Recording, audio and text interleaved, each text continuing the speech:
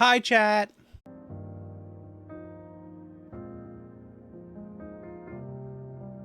How you doing? Welcome on in.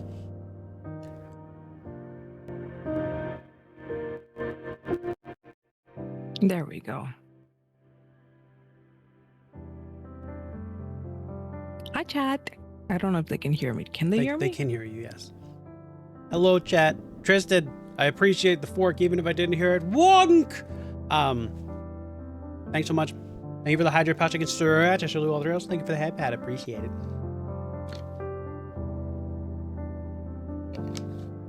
I don't know if the settings might be a little loud for the game.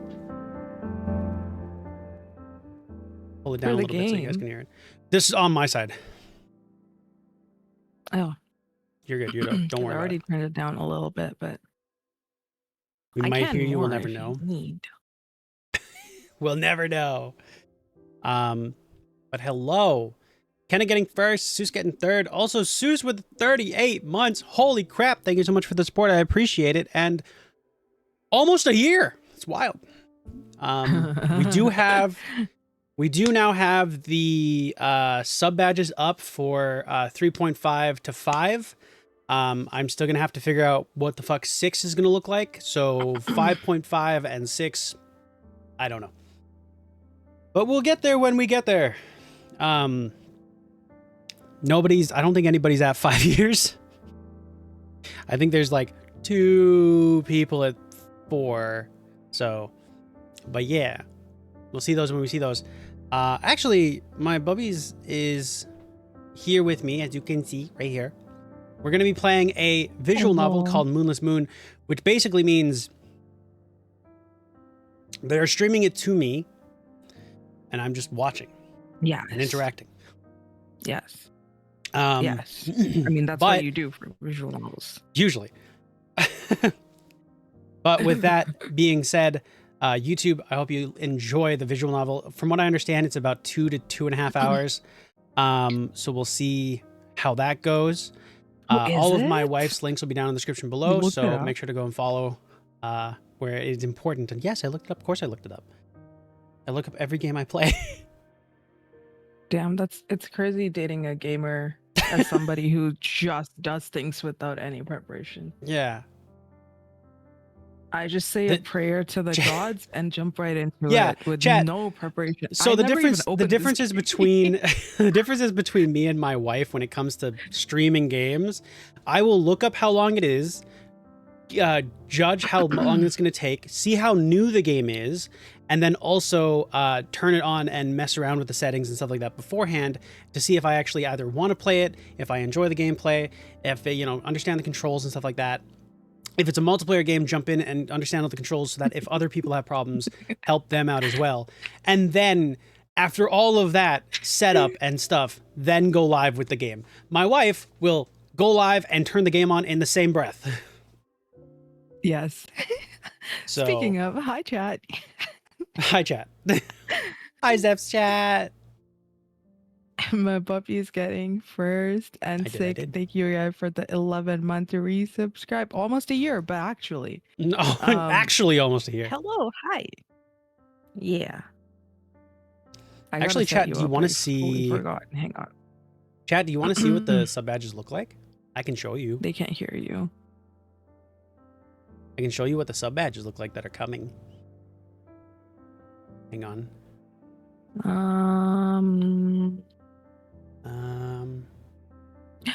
Thank you for the hat pat. Hello. Okay, speak. Hi, my wife. I love you. Hi. I'm gonna turn the game down to like here. And hopefully that's like a good enough volume to hear over like under us. For us, yeah. Well, it will be for me because my ass is way too fucking loud. So always go off of your own voice, my love. So I had to like blast you to 200 on Discord so I could hear you. And then I looked at my OBS and it was like bass boosted blasting off of the fucking thing. And I was like, ooh. Oh God. I had to turn you down in OBS. Rizel, thank you for the head pat. I appreciate it. Thank you. So chat, this is the 3-year sub badge, which you've seen a lot of people have. A lot of people are getting into 3.5 territory. They're getting there. 3.5 looks like this. Hopefully all of the Oh, it looks volumes kind are of weird okay, because but let it's me like know. small, but it's kind of Okay. There we go. It has this like frizzy kind of glitching out effect, which is really cool. Should you just call it frizzy? Yeah, With your frizzy. whole It's chest. like fizzy. Frizzy. Then this again, still kind of, you know. Hang on, I gotta like make it like really big, but yeah. It looks cool. I like the effects on it. I really like it. It will definitely look better in the chat because it's like zoomed down, but I love it. It looks really cool. So that's going to be the 4-year sub badge. And then this is a little tease at 5. But we have this. Ooh. So yeah. I'm very excited. They all look really cool. When we get closer, when people actually start getting the 4-year sub badge, I will show off what the 5 one looks like. So there you go. Not the shaggy creep. Yippee. God damn it. Yippee. Yuzu with the 25 stream streak. Hell yeah. Welcome on in. But hello, everybody. I hope you guys are enjoying your day, night, morning, whatever it be. We are here playing a visual novel, which basically means I'm just here eating chips. I know, but okay, I will say I don't think it's voice acted, so I think we will be, you know, doing the dialogue. Yes, we will be doing the voice acting stuff of it. Yeah, because I'm not seeing any option for like voice volume or anything. I don't know what auto read means, so I'm just leaving it off. Because auto read is when I did not miss that. Goes through the thing, like auto when Genshin Impact. Okay. I think. Yeah, no, that's better. Either that or it does off. mean like auto read, as in we people are they're like we have like whatever. But I guess we'll see. Yeah, you ready? I'm ready. God, it is so hot down here. Why? I'm so excited to get back into. Did I even tell my chat what we're doing? Well, we're You did visual not. novel with wife. It's called Moonless Moon, and I figured with that name and me being called Zephyr Moon, I had to, you know. I got this like a long time ago, like last year. You did, yeah. It was a year ago, Chad. But a whole year ago. But yeah. Cool.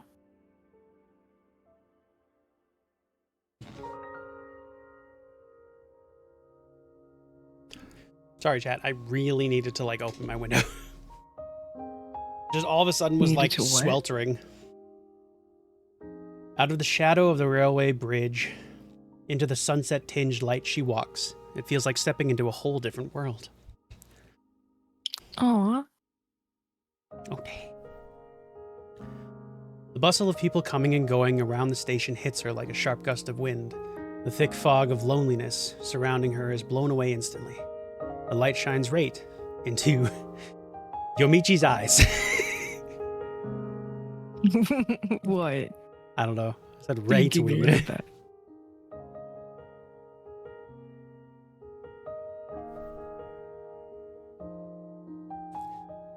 She squints and lets the flow of people carry her forward. The station is always crowded at this time of day. Lots of people, lots of reasons for her being here. People riding on their train home, people who just arrived here, people who stand there just waiting for someone.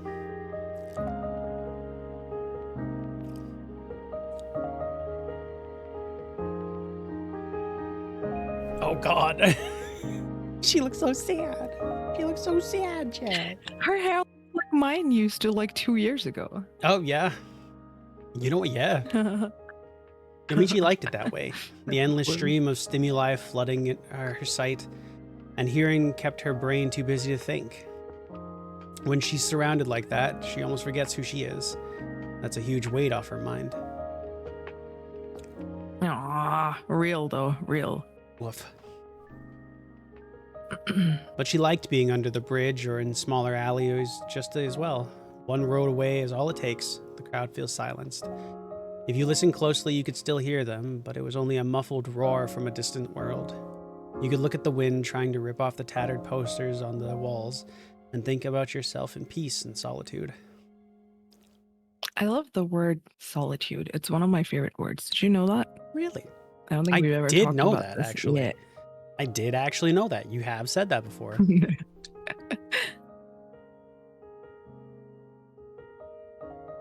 Hang on, chat. Just repositioning. The night has almost arrived at the station.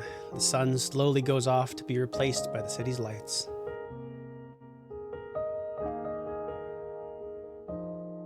I'm gonna cry. I love the vibe of this game already. It's the music and the like way it's written. It's so poetic.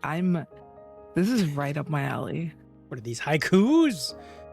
Yumichi strolled, waiting for the dark. Now, this station isn't close to either her home or her school. The chances of meeting anyone she knows are very, very low.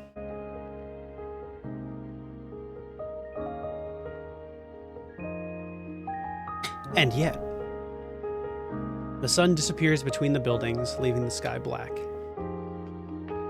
Oh, it's very dark blue, but I understand what you're saying. Yumichi keeps walking. Things around her lose their shadows and their silhouettes become blurry. Oh, we're popping off. Let's go. It's coming. The music is so good. I'm enjoying this. Yeah. In come the streetlights, helping those things cast shadows again. And then he loses track of where she is. Uh-oh. Uh-oh. She's lost. Wow.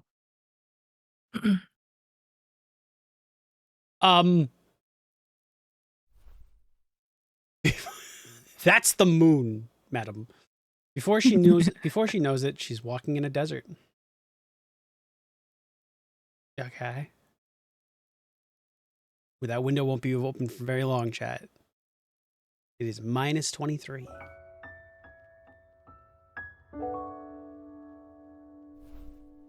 The moon's expanse of white sand and rocks spread in all directions.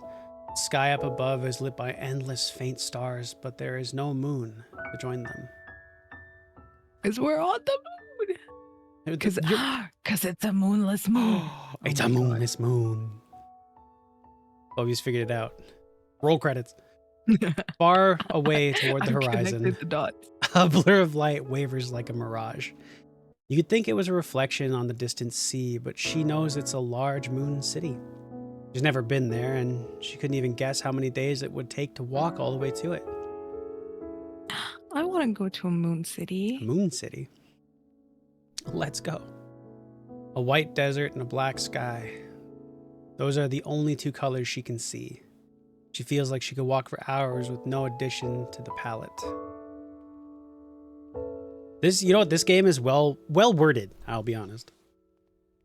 And yeah, she it's keeps really, going. especially considering it's a translation too, because I think it was originally in Japanese. It was all in Japanese, so it's nice that they went in and translated it. Very true to form, I assume. Yep.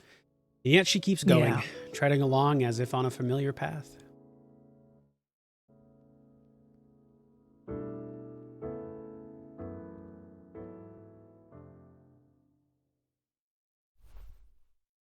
She realizes something. She's not the only one. Through this silent world where cannot flow. Oh. Well, we don't know what those What say. is that? Redacted. Riddles. You're about to play a riddle. During riddles, click on the words on the screen to examine them further and find keywords. You can place keywords in the hidden question mark slots in the sentences at the bottom of the screen. Once you've correctly completed the sentence, you'll be able to move forward with the story. Ooh, a gameplay loop that's fun and interactive.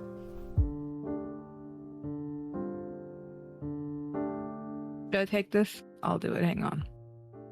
I'm wondering if I should make the window smaller on my stream because the words are like hidden behind me. I think I might have to. Oh, maybe. I Hang will on. say that we've read this already. I will say. I know, but I don't want it to be like even like moving forward. I don't want all of the No, I get what you're text saying. I'm just saying to you don't kind have of to. be hidden If you were behind asking if me. you have to read this, I'm like, I you don't have to.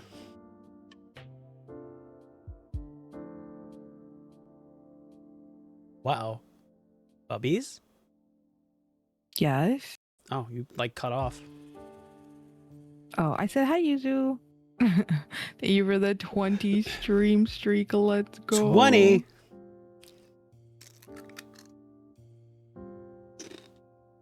And then do I have I do All right, not chat. current. I'm gonna make all of you crave chips. Damn.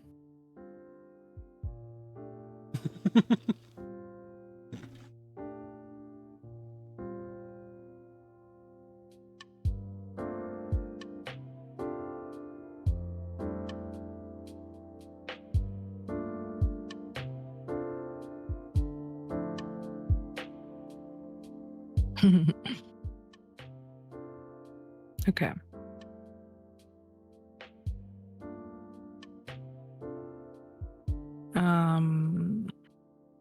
That's better, I think. Yeah. So that people can actually see what's going on with Yeah. Chat.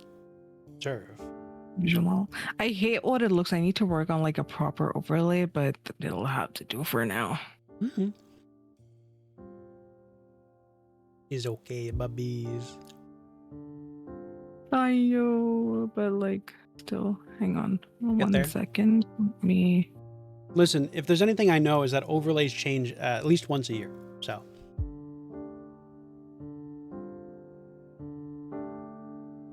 Well, my issue is I just want there to be a little bit of a border around this. Nothing like specifically as that different. Like my border? Yeah. Fair enough.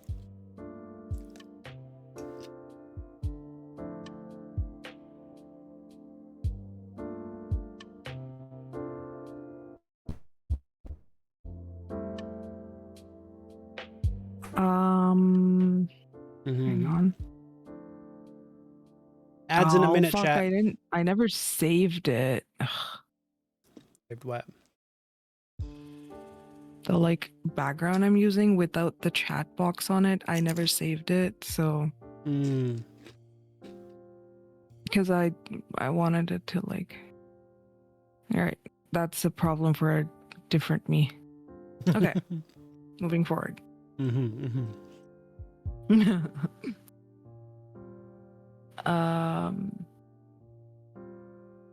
Oh, so we can pick like, oh, we can check them out and we can get stars. Okay.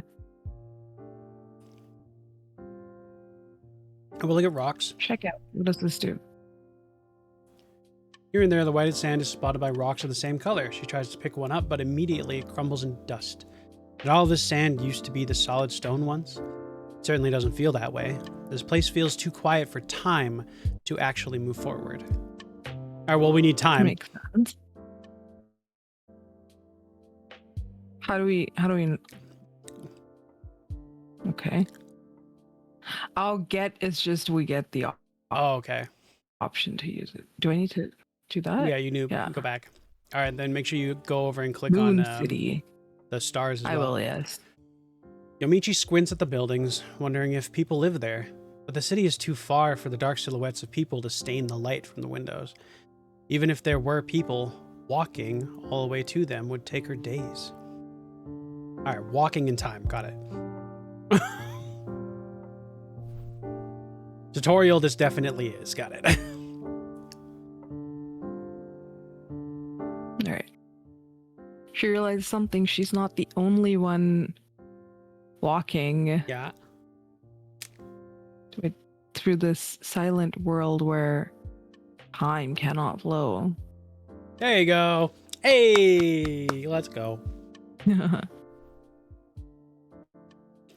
She realizes something. She's not the only one walking through the silent world where time cannot flow.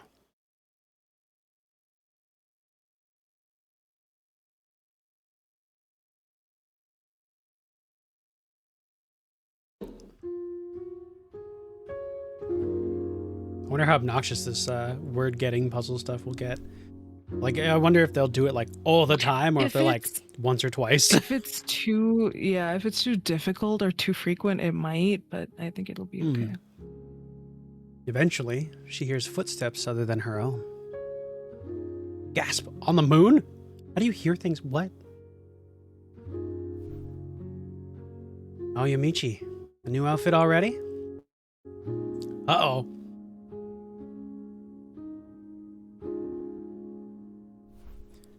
Turn around and there she is. Quick, Bubbies. Do you think it's Woman Love a Woman?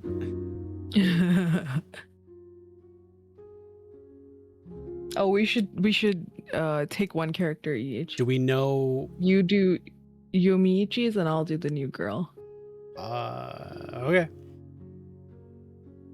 Well, the first dialogue is obviously Yomiichi. Yeah. Just bought these yesterday. Aren't they cute? Well, they're unique. I feel like you should be Yomichi, Shudders. considering the hair. Should I? Okay, I'll do it. Also, main character. Okay. She utters lazily with her We'll do hazy that. eyes pointed at the print on Yomichi's shirt. Yomichi knows that she's more interested than she shows to be.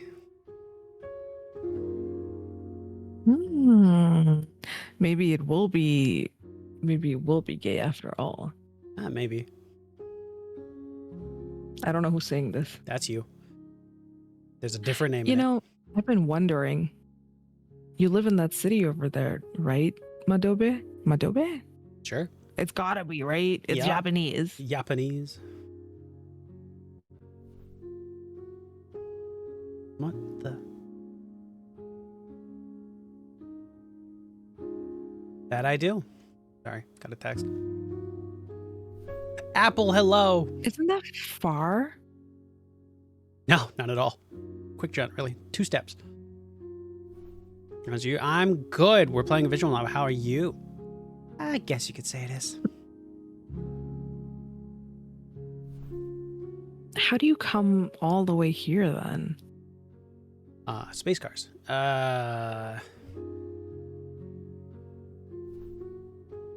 Dobe gazes at the mirage-like city she just said she lives in.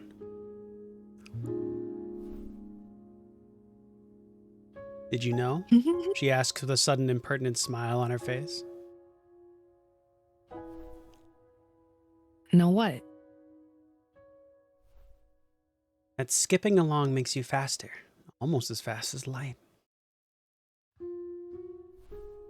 I didn't know that. You're good? I'm glad to hear it. Hell yeah. Yomichi tries skipping, but each step still only brings her 1 step forward.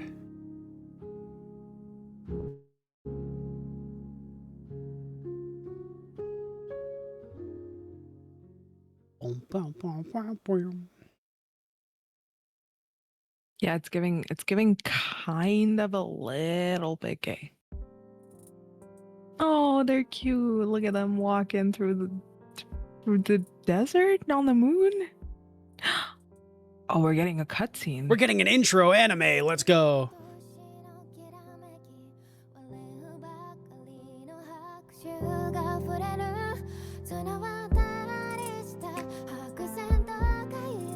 Here you go, chat. Turned it up a little for you.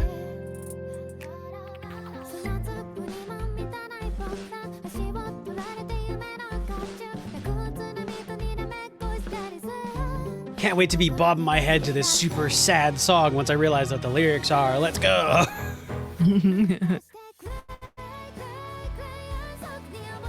Was she falling apart? She might be doing the time travel thing. Or space travel thing.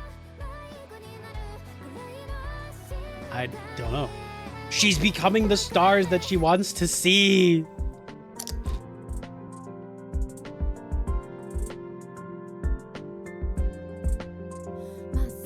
Moonless Moon.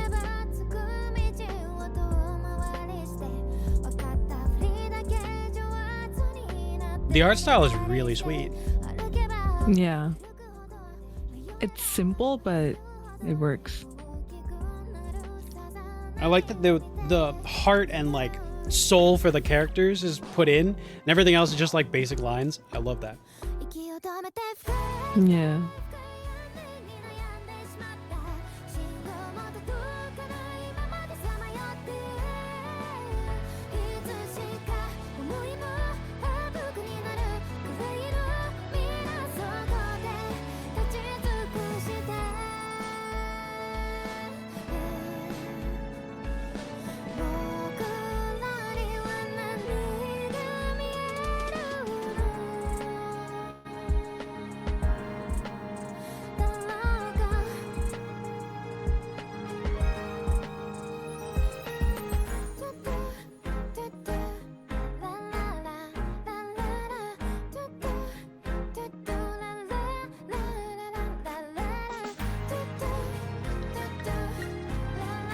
This is when we learn that this is like copyrighted, and they're like, "Fuck you guys."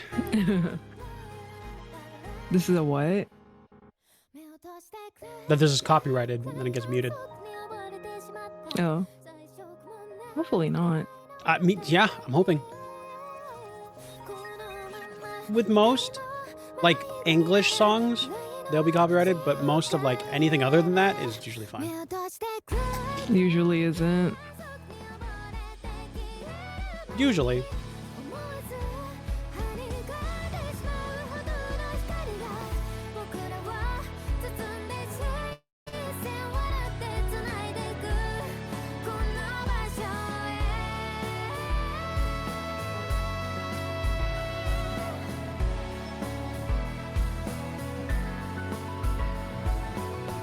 Oh yeah, chat, the new Pokemon starters got shown off.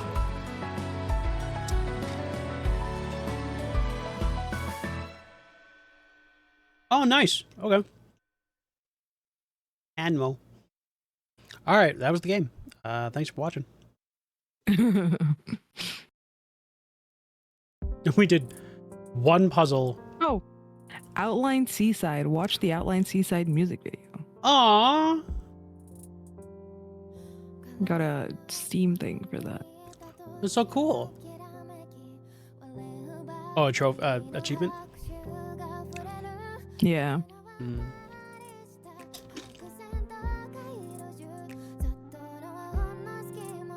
Bubby says might be gay. A little bit, yeah.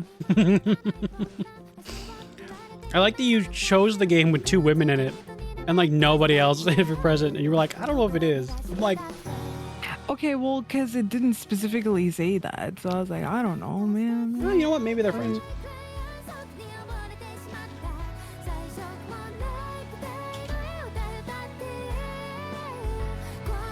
Maybe they're just really good roommates. Right? All of the anime section? maybe they're just really good friends. No, they just hang out a lot. What? Yeah. Have you ever thought about that? Okay, next story. Next story. I shall do narration for this. Okay. I want to read. Except for dialogues, obviously. Mm-hmm.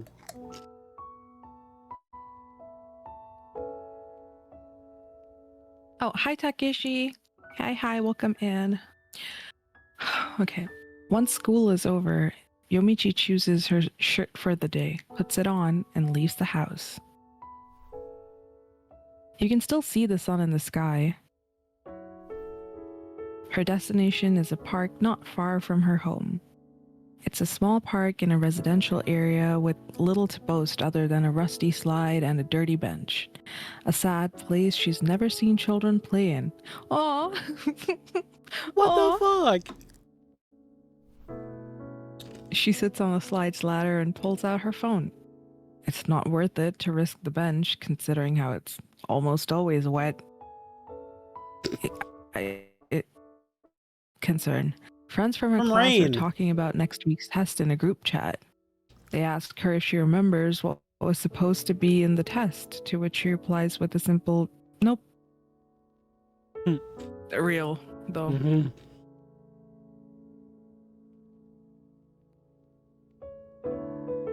What little sky is left uncovered by the old houses around the park starts turning red. Eventually, night comes. The shadows inside the park merge with the darkness outside. Mm-hmm.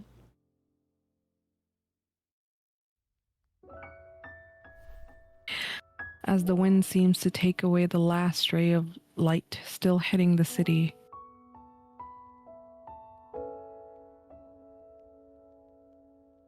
Is that a tunnel? Yomichi finds herself standing inside a dark tunnel.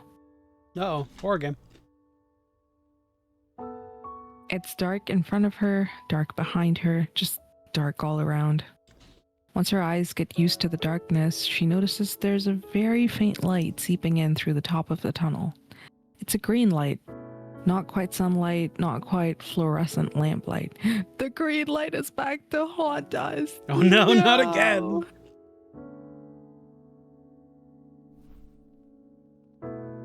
She stretches and starts walking through the tunnel she already knows so well. Well, it's not in horror if she knows it. When night falls, she finds herself in new worlds. She doesn't even remember when this all started. She's pretty sure it didn't used to happen when she was a little girl. It probably was around the time she entered middle school. In any case, if she's alone at night, she'll suddenly get transported to some unusual place. Is it just her mind traveling? Is her body also coming along for the ride? She's no idea. Mm-hmm. At first, she thought they were just weird dreams. Then she started worrying she was going insane. Honestly, valid reaction. Same.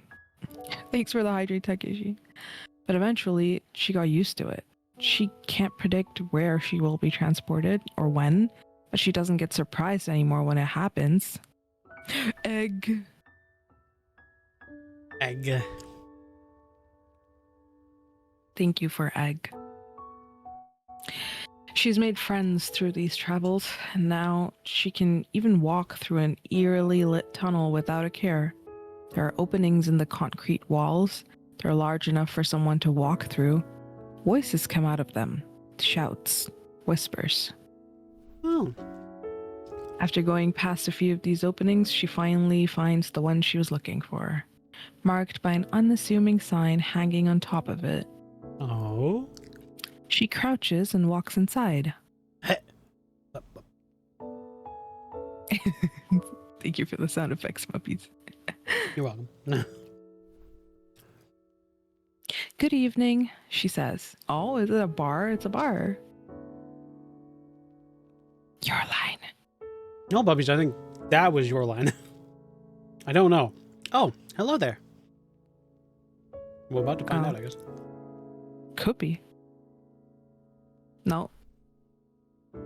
Oh. The apron-wearing young man behind the counter smiles at her. I like his fit. Yeah. Why isn't it a woman? We've been watching a lot of Bridgerton. it's a cute fit. There aren't any other customers tonight. Shortly after she sits in front of the counter, the bartender serves her a cup of coffee. Along with the steaming cup, he hands her a shallow glass container. It kind of looks like an ashtray, but it isn't one. Yomichi's too young to smoke anyway. She slides the container to right below her face and looks into it. It's empty and polished to a mirror sheen. Oh. She grabs a cup and takes a sip. Yomichi never particularly liked coffee. She got used to the aroma because her parents drank it every morning. But no matter how many times she tried it, she just couldn't enjoy that bitter taste. The coffee they served here, however, was the exception.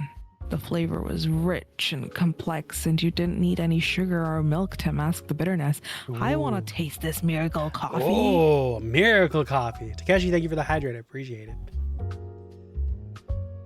One time, she even asked the bartender if he did anything out of the ordinary to make it taste like that. When he replied, Nothing special. "Nothing special." Oh, My bad. She knew that it was a humble way to tell her that he put in a lot of effort in choosing the beans and extracting the coffee, while also implying that there was no secret ingredient. You know what? Coffee snobs will get this. Because apparently from the seconds that you extract your coffee for, and the temperature at which the water is, even if it's a few degrees off, like really affects the flavor of the coffee. So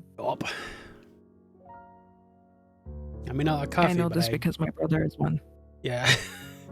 The coffee snobs that I know are like, you have to do all of this to get the best tasting coffee. And I'm like, bruh, I'm good, actually. I'll just stick to hot chocolate. Hang on. I got distracted looking at my thing and it wasn't centered, so I was centering it. My bad. Take your time, take your time. Okay.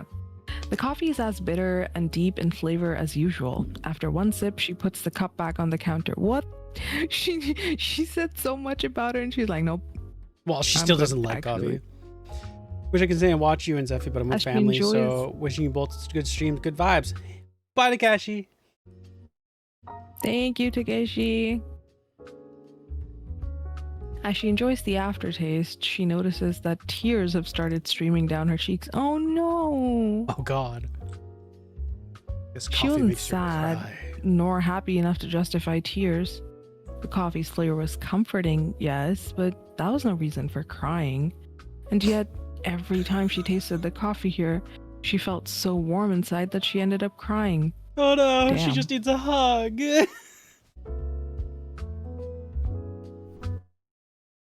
She stares blankly in front of her, waiting for the tears to subside. After traversing her whole face, the tears drop down and into the glass container. Oh, those are mine. Into the glass container. I see. My coffee. That was the currency here in this world. Tears? The bartender gives you coffee and you pay him in tears. She's seen other customers here before, and they all did the same thing. They'd fill the glass container with tears even when they were in the middle of a pleasant conversation. Once they were done, they'd give the container back to the bartender. Oh. That happened in all of the shops inside this tunnel world. I'd be rich. There was no money except for tears. Whoa, that's weird though. That is weird, but that gives me hope because I have finally a place where I am a billionaire.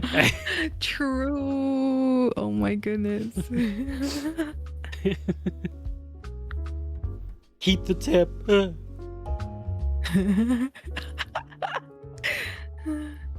She thinks that it's nothing about the coffee making her cry. It's just the way this world works. In her day world, you cry when you feel moved. Here, you cry when somebody gives you something. She feels that the bizarre rules of any world she visits also apply to her for as long as she stays there. The same was true of the moon world, where she met Madobe. She could breathe just fine, despite having no air to breathe. Moving from a world to the next changes a lot of things. But the thing is, you get used to pretty much anything eventually. At first, crying in front of people felt extremely embarrassing, but now she doesn't mind it much, because in this world, it isn't much.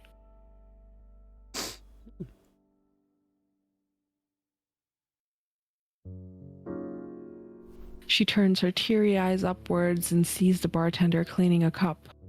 That is a clean fit. Now, she never speaks of her world while she's in this shop, but the first time she found herself here, she'd started talking about it. The bartender wasn't in the least bit surprised, but he also looked like he could not care less. He treated every customer the same, regardless of who they were and where they came from. That was his policy. Not a bad policy. Well, no, that's a good policy. Kind of not a bad policy. Good policy. Treat everybody the same. That made her feel comfortable. I said that's a good policy because you treat everybody the same. It's matter your status, where you're from, anything like that. You're treated like a customer. But what if you're like thing. an evil bastard? Well, I mean, okay. He probably treats the civil people all the same. I think if you're being an asshole and smashing glasses, he's gonna just send you out. True. True. That made her feel comfortable, which is why she often came back and started following that rule herself. Mind if I talk to you, Hoshi? She's forgotten how she came to know this, but the bartender's name is Hoshi. Of course. Nobody even bothers asking that, you know?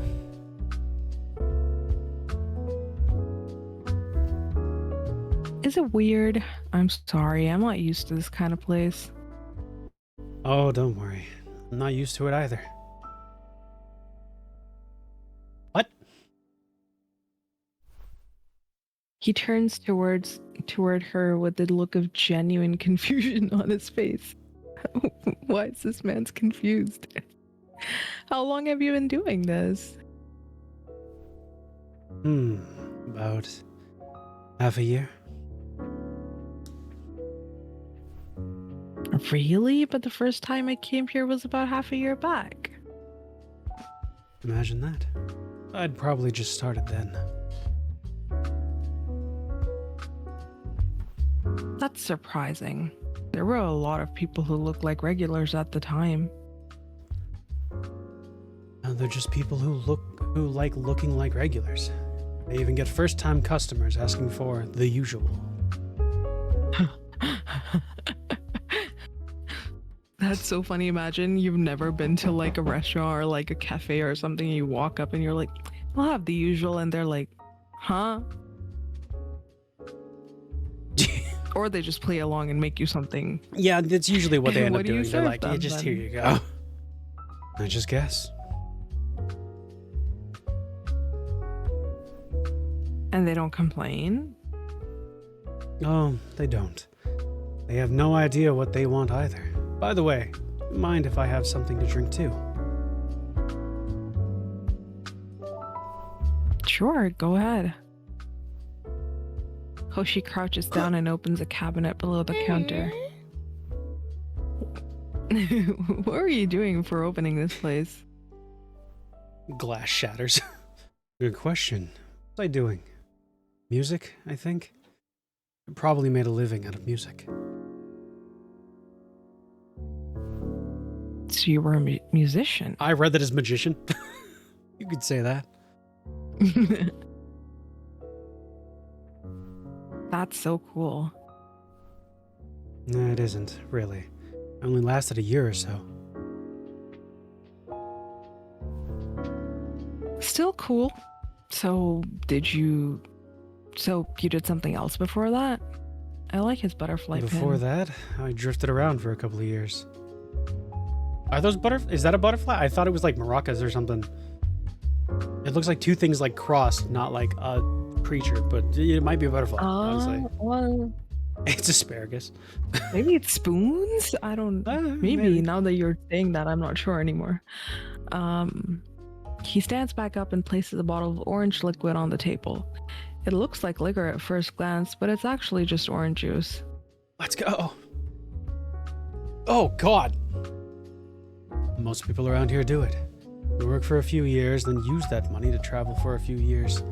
Mostly, we're just trying to get to the end of that tunnel. And when we're out of money, we find a new job nearby. Rinse and repeat. Yumichi looks at the reflection of her face on the bottle. I just opened up shop here because I found this place empty. The bottles and such were all here to begin with, too. So it was already a coffee shop before you came here. Yes. Everything here belonged to someone else. The glasses, this apron, everything.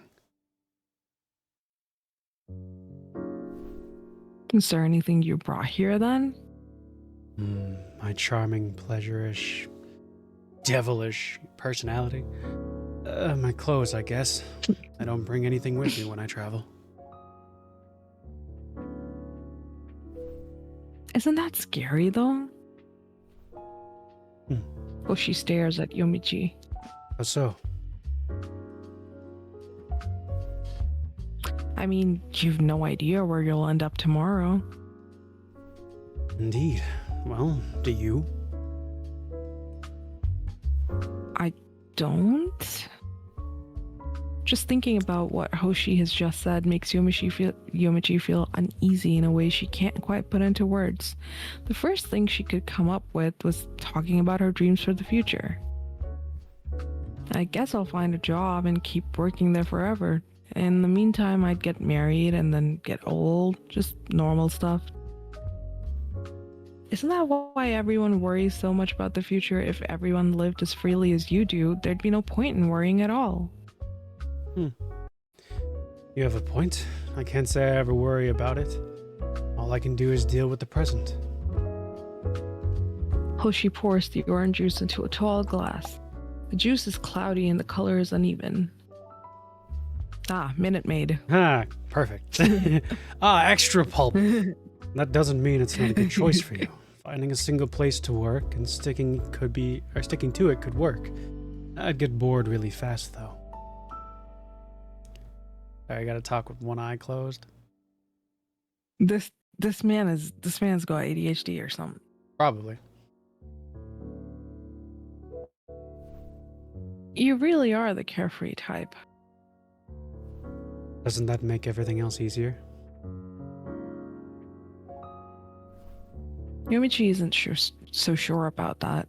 She isn't even sure there's a correct answer to that question. While Hoshi's lifestyle sounds easy, she couldn't help but feel worried about having no clear path in her life. In her case, that sense of uneasiness would be stronger than the enjoyment she could get out of it. But maybe a few years from now, she'll see this with different eyes. Maybe. At least all the people around these parts are like this. They just can't stay put in a place and grow roots. We just go with the flow. Water. It's nice not to have to think about where you'll end up next.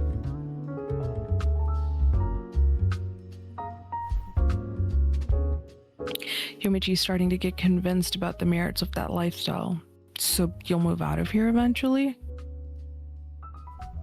I sure will. When I get bored of it, or when I have enough money set aside, whichever comes first. Aw, that's sad. Why? I'm sure this place will get a new bartender in no time once I'm gone. The look of genuine confusion on his face makes Yomichi realize that for people of this world, this is the normal way to think about things. Say, what's at the end of the tunnel? Bliss. That's what I'm curious about. No idea. But I've never seen anyone come back after getting to the end, so I'm sure there's something. Or they're all dead. Yeah, they get to the end of the Or they tunnel are and they get raptured. handed a construction mallet, and they're like, all right, build the next part. Yeah.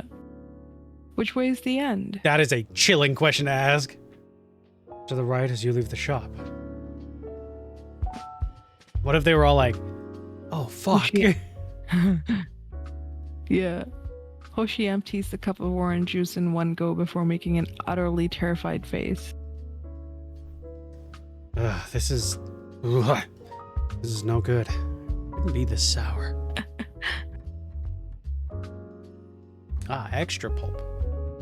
Yomichi laughs. I dislike orange juice because it's sour. I love orange juice.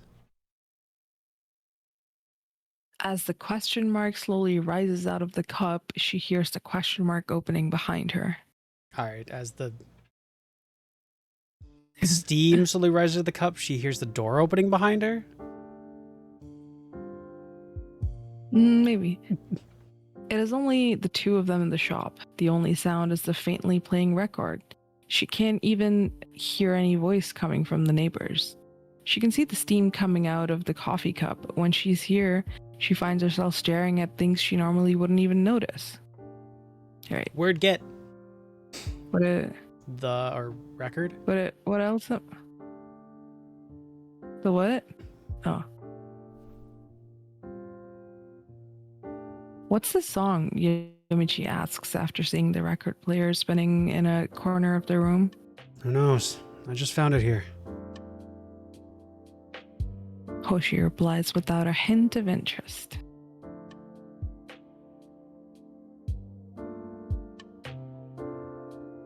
Okay. We don't get anything from here? I guess not. Uh Kira getting second. Let's go. Hey, Kira, how you doing? Oh, Kira has the new badge. oh, neighbors. People really be skipping seconds so often. Oh, they do, yeah.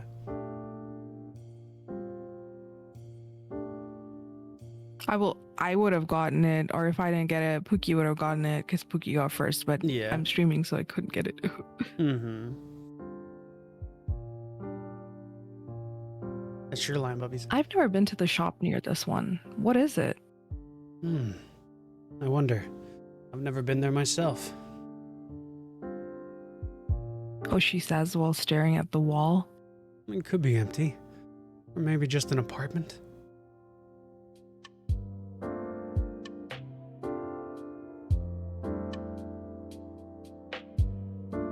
John with the Wall. 69, let's go.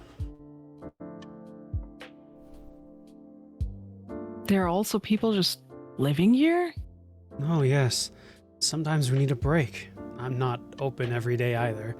They don't have a sign on the door. It probably isn't a shop. Door, Bubbies, door! Oh, there is door. We do have door. We also have sign, though, so... Yeah. Was the sign also here to begin with? Oh, no, I made that myself. Really? Wait, what did it look like again? Don't force yourself to remember. I'm not that proud of it. Also, everyone, look at Okay, I Kira's think sub badge in chat. Let's go, 3.5. It's real, it's real. I think you could probably just click on the words now. Yeah, I think I just figured that.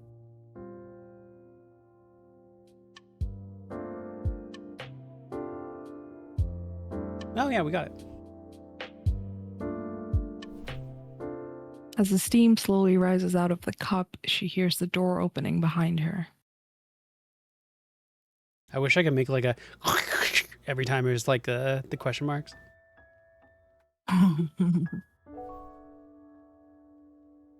A glitchy sound. Yeah. The shop's door opens and two customers walk in. Seeing this, Hoshi gets back to working. All the other customers do just as Yomichi. They drink their coffee, they pay with their tears, and they don't talk about themselves. She doesn't know whether they're travelers from this world like Hoshi or people who stumbled in here from another world. What she does know is that nobody here would care either way. She's sneaking a glance at the customers as they order their drinks in between chatting. Suddenly, her phone buzzes in her pocket. How does her phone still work in a tunnel? Magic. She's disappointed. She hasn't even finished her coffee yet. How did she get She in a looks random at the tunnel screen that and never sees a ends? text from her parents. What time are you coming home? Oh. Well, what time are you coming home today? The usual short question. She turns off the screen with a sigh. Snap back to reality. When she looks up, she sees Hoshi pouring a fresh cup of coffee, and his hands are perfectly still. Actually, everything is perfectly still. Even the faces of the other customers and the liquid dropping from the coffee siphon. Siphon? Siphon. It's like being inside a painting. The shop she felt so comfortable in now gives her that kind of anxiety you get when meeting with a complete stranger. And everything starts moving again. Instants later, it all silently crumbles. It's like a sandcastle being destroyed or like fog being blown away. Everything around her, as if it was made from something lighter than sand but heavier than fog, gets blown away by a wind that goes to nowhere in particular. It all collapses, melts together, and then disperses so thin that you can't see it anymore. Huh. When she tries to touch the still half-full cup of coffee in front of her, it disappears as if she had tried to grab a puff of smoke. I'm sorry, but if that image of like trying to grab like a puff of smoke reminded me of Yeah. the Spider-Man meme where he goes to grab like a dying person and they turn into a puff of smoke and he's just screaming, no! It's just specifically that image. I'm sorry. Yeah. She's sitting by herself on the bench in the park she was in before. A lone streetlight coldly shines down on her. Her pants are wet because of the bench. It's uncomfortable.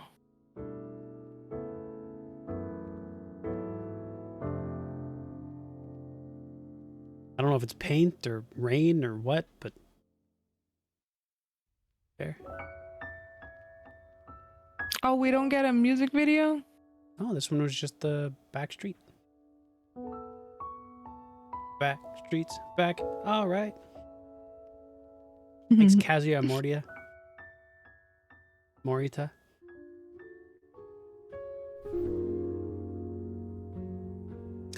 Yomichi loves drinking coffee in the tunnel shop.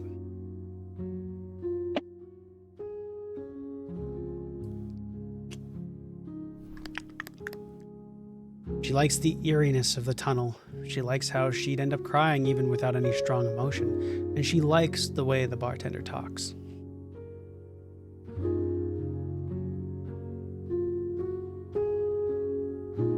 She's back on the moon! She likes the moon world where Madobe lives just as much.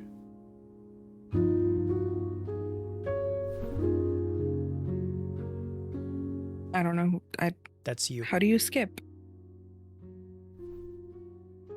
What? You can't skip?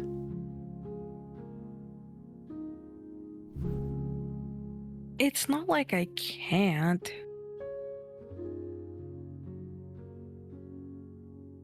Yomichi skips 3 times and overtakes Madobe. I was waiting for you to read it. I don't know why.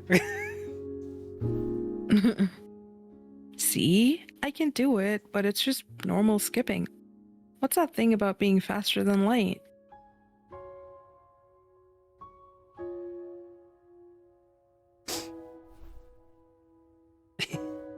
Seeing other people skip is kind of funny. Sheesh. Sheesh. What she likes the most is strolling through that empty landscape while making small talk. When she's doing that... Is this... I just realized, is this right to left or left to right? I think it's gotta be left or right. I would assume, but I then... It's been so far. I guess? Okay, we'll just keep going. She feels more at home, or when she's doing that, she feels more at home than when she's in her actual living room or when she's talking with her classmates at school. She rarely speaks to Madobe about her life in the day world, but she feels like the kind of person that you could talk about anything with. Yes, she can talk about what she really wants to with Madobe. Skipping is like, well, do you ever watch videos on your phone? Yeah, of course. Nerd. And you can skip ads and such, right?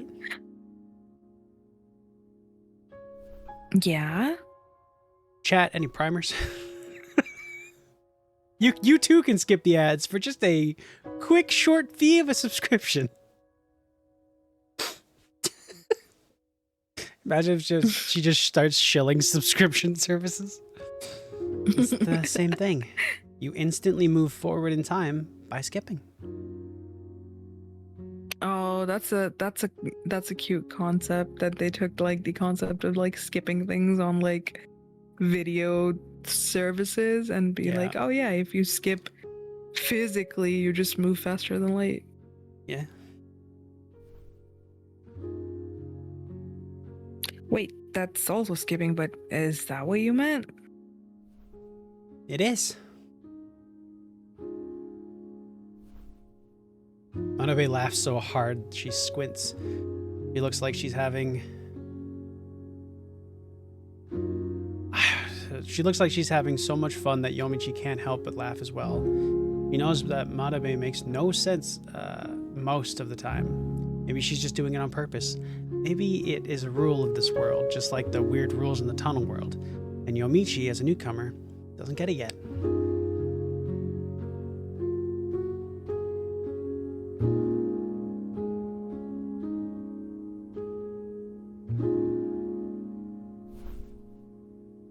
And what even is this world? Why is she here? Yomichi has no clue.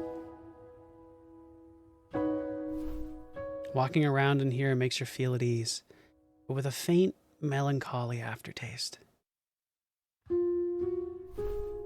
These worlds she stumbles into disappear at the drop of a hat. All it takes is her phone ringing or even just thinking too hard about the day world, and it all goes away like a fog in the wind.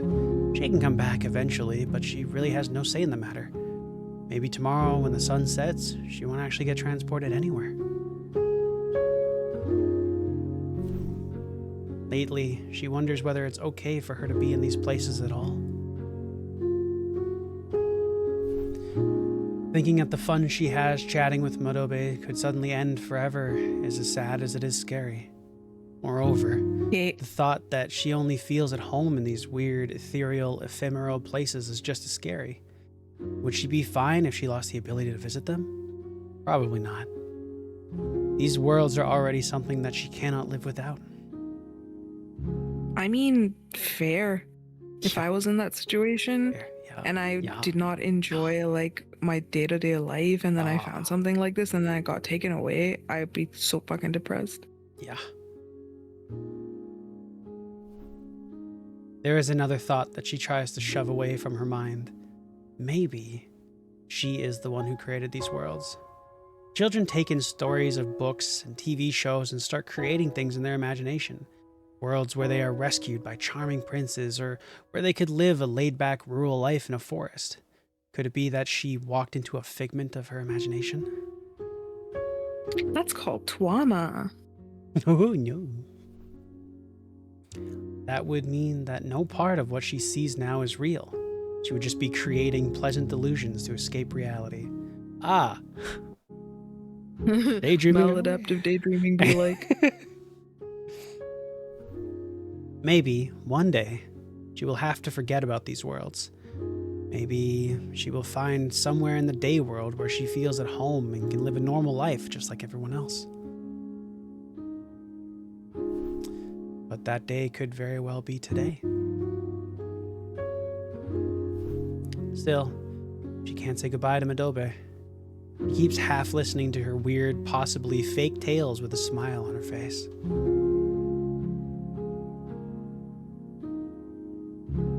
Oh no. Oh gosh. Oh no.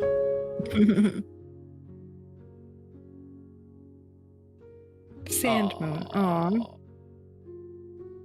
Thanks, Kaz. Appreciate it.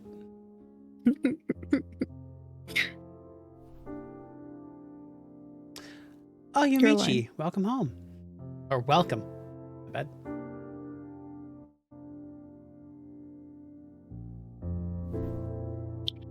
When she walks into the small chimney-crowned hut, Yomichi is greeted by a lady who is busy making soup.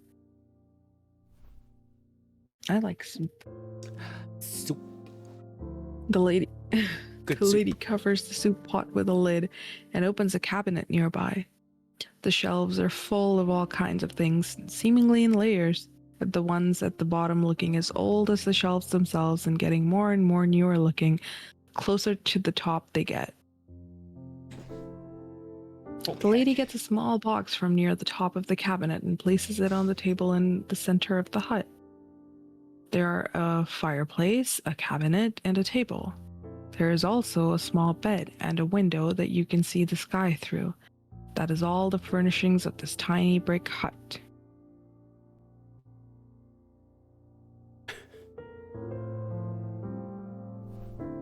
Cottagecore.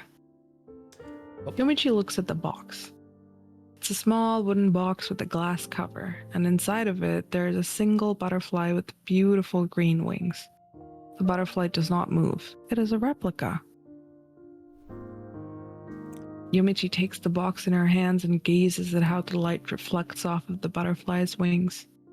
Once satisfied, she puts it back on the table and sits on one of the 2 chairs there. Want to eat something since you're here? Says the lady after going back to the pot. Thanks, just a bit though, she replies. The lady, with a childish laugh, takes 2 shallow bowls out of the cabinet. Childish. That word feels somehow rude. With her shoulder-length wavy hair and her simple dress, the lady looks just as young as Yomichi. But her calm and subtly refined demeanor makes Yomichi think that she is, in fact, a lady, quite a few years older than her. Can I ask you something, Ito? Ito? Of course. She softly replies. Her hair hides her face, but Yomichi can guess that she's smiling. Everyone, including Yomichi, calls this lady Ito, but as this turns out, this is not her real name. She doesn't even have a real name. She doesn't need one. That's what she told Yomichi when the 2 first met. Okay. Why would someone living alone in a small hut need a name for? It's not like there's anyone calling for her, except, of course, for occasional guests like Yomichi, who resort to calling her Ito. Yomichi has to wonder what it feels like living without anyone ever calling your name. Why do you have chairs and dishes in pairs even though you live alone? Maybe she wants to eat 2 bowls of soup sometimes and put her feet up on the other chair, Yomichi. Damn. She likes perspective changing, actually. Ito hands a bowl of soup to Yomichi and then sits down on the other side of the table. The soup glistens as if it were liquid gold. Because I guess sometimes. Oh, you were late. I'm sorry. No, you go for it. No. I was in the flow. I know. Because I get guests sometimes. Like you now.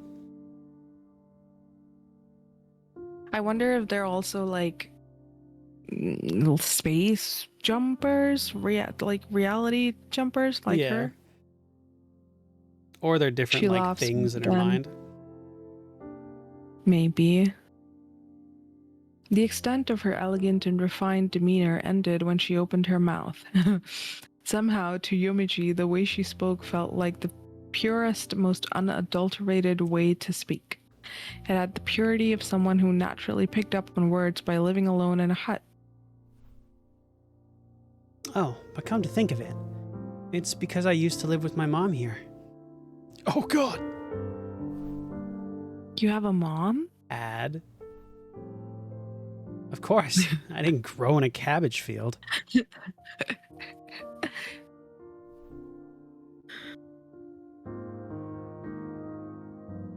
That's such a funny thing to say.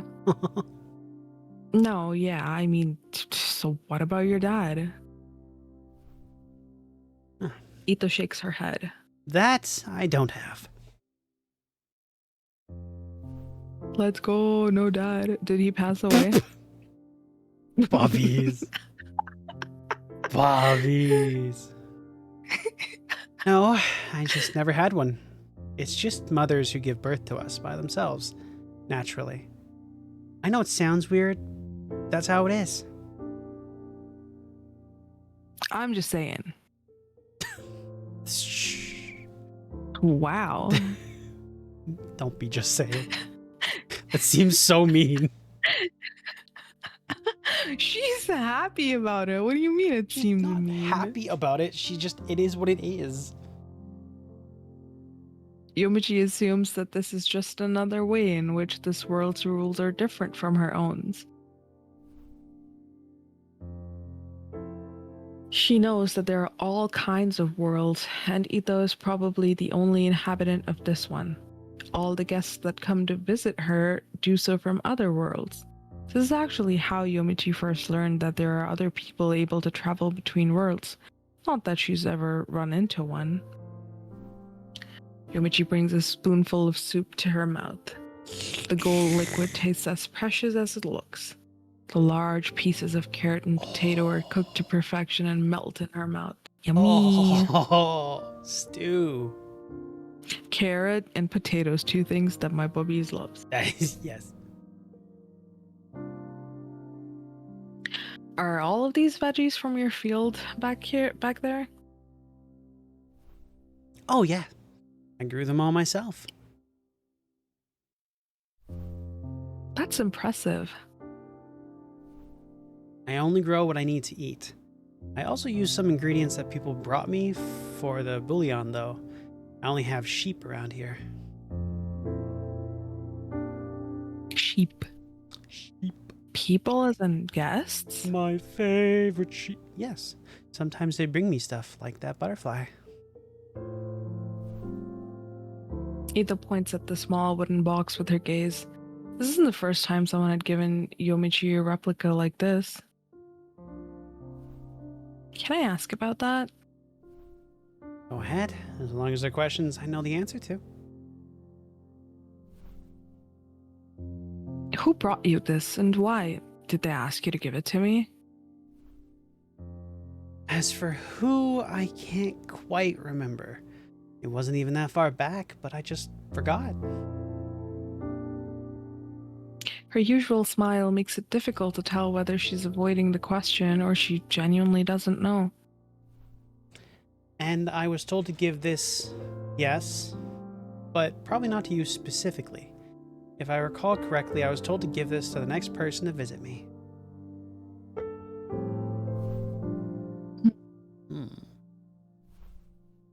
After swallowing the soup, Yomichi goes back to staring at the butterfly's wings. Sometimes people from other worlds give her insect replicas.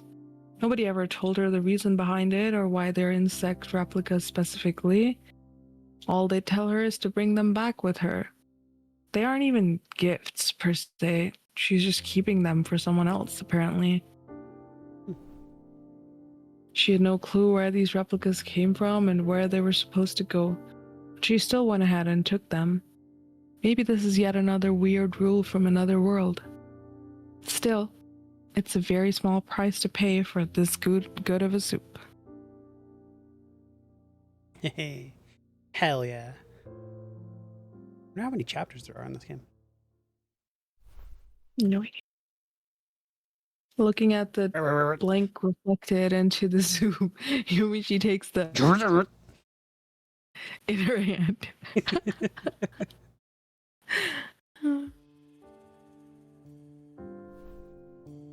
The sunlight coming in through the window. I should have read the whole thing. I ADHD'd. Go back. Just go back. Let me go back. The sunlight coming in through the window and the flames roaring in the fireplace enshroud the hut in a gentle light. The corners of the hut are always left in the shadow, but here, even that feels cozy. Got shadow, we got flames, and then we gotta go check out Fireplace these two. Window. The furniture is only comprised of the bare minimum. A table, a cabinet, a fireplace. Even though she looks like she has a lot of free time on her hands, Ito never looks bored. Alright, window. Now we can go. Now we can. The glass panes in the window are perfectly clean, but the scene behind them looks distorted. Glass is a liquid. It just kind of distorts over time, Ito explains. Oh, that was your line! Do it again. Glass is a liquid. It just kind of distorts over time. Ito explains. For real? Who knows? But I heard someone say that it was. She looks at the glass That's reflected in the soup. not accurate. That's not accurate at all. Michi takes the flames in her hand. On the fireplace.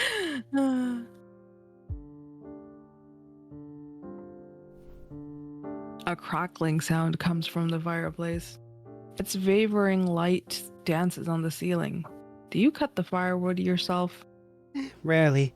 Some guests just bring it to me, and it's usually already the right size. Oh, so it's not from here. Of course, there are no trees here. I can see the trees in the window. What are you talking about? Yeah, Right there. but the window's made of water and weird. Adds in 3.5 minutes, Yeah. chat. Look at the ceiling reflected in the soup.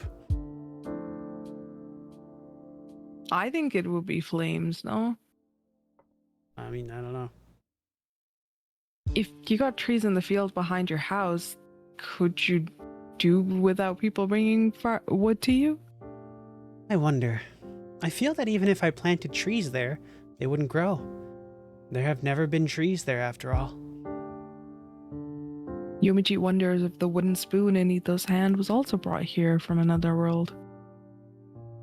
Yeah, I mean, Spoon. Oh, takes the spoon in her hand. bear. Yeah, I think that's it. Maybe her reflection? Oh. I feel like there's got to be at least one more. I think it's got to be either ceiling or flames. And then takes the Field? spoon in her hand, right? Why is field blue? Wait, this could also not be the last one, by most the way. recent one that we got. How? There's nothing else. Go back. There was the other paragraph. This is still the first paragraph. We still have to click on time.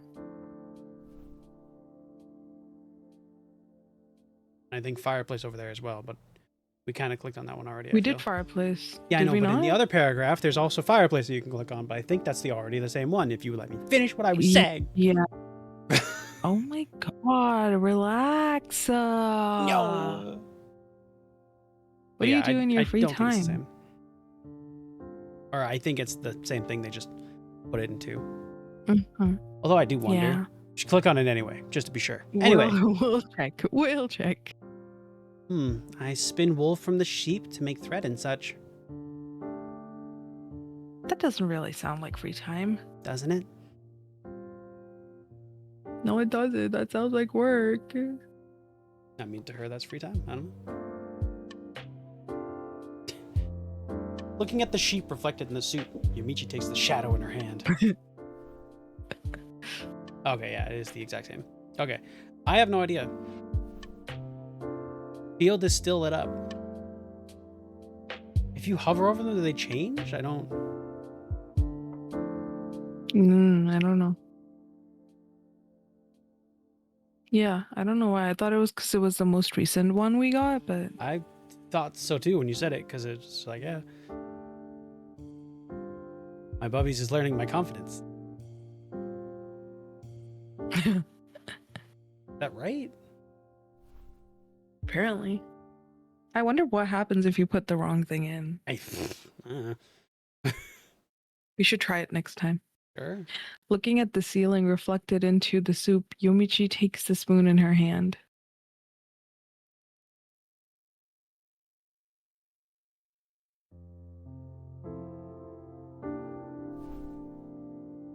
Followed by Ito's warm gaze, Yomichi takes another spoonful of soup.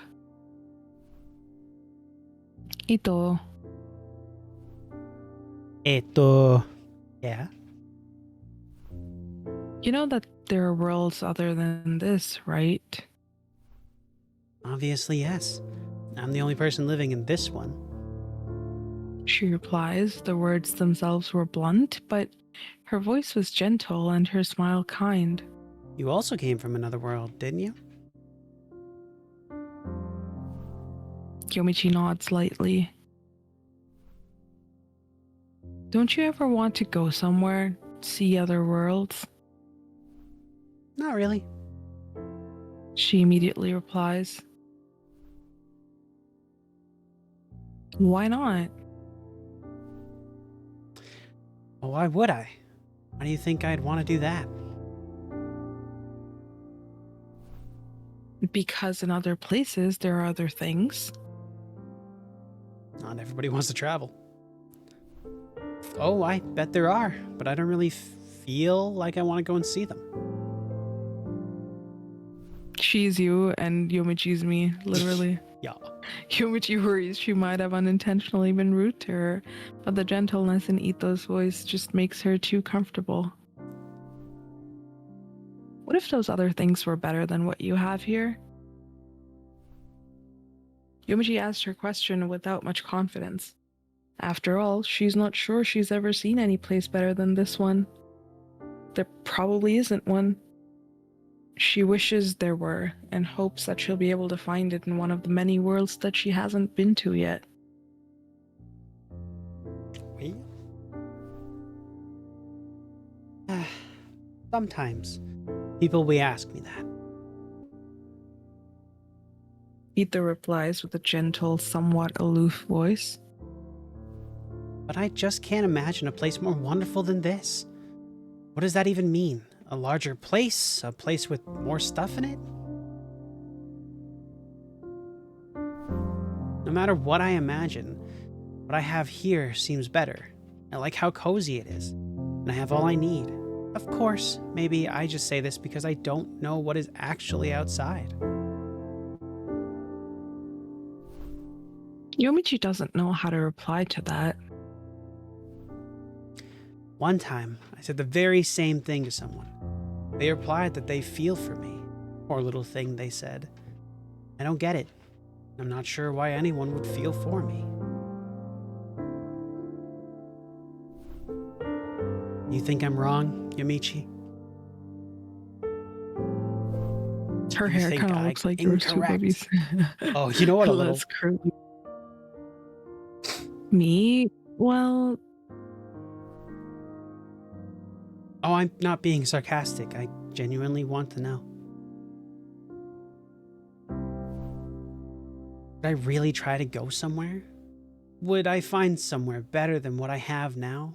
And mind you, I really can't imagine what better even means.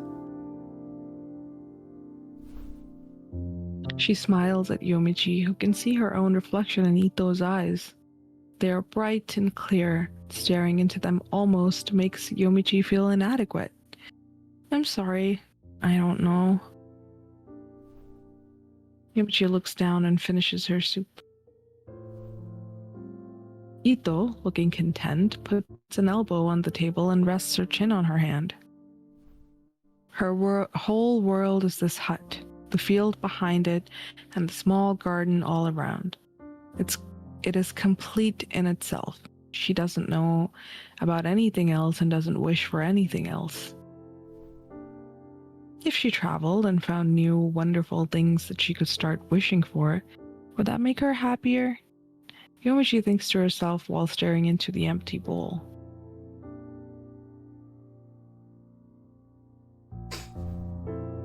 Ito is staring out of her one little window. I like the cursor in the middle of the screen. I wonder if I should be more ambitious. No, that was Ito. Oh, that was your line. I Yeah. wonder if I should be more ambitious.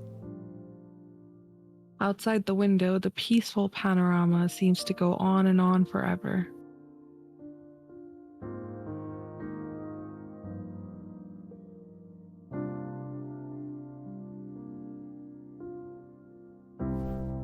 Whoa. After parting with Ito and leaving the hut, Yomichi stands outside unsure of what to do. Oh shit, she lives in the Microsoft Hills? Let's go. Yeah, it kind of does look like that. She's in the middle of a lush green prairie. Ito's small brick hut is like an island in an ocean of grass, except for the small field behind the hut and the tiny stream flowing beside it. There's nothing but grass. No towns, no mountains, just grass. There's at least a couple of rocks.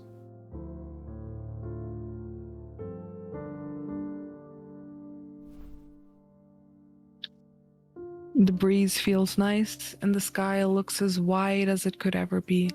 But the prairie and the stream don't actually go on forever. This is what has left Yomichi so confused.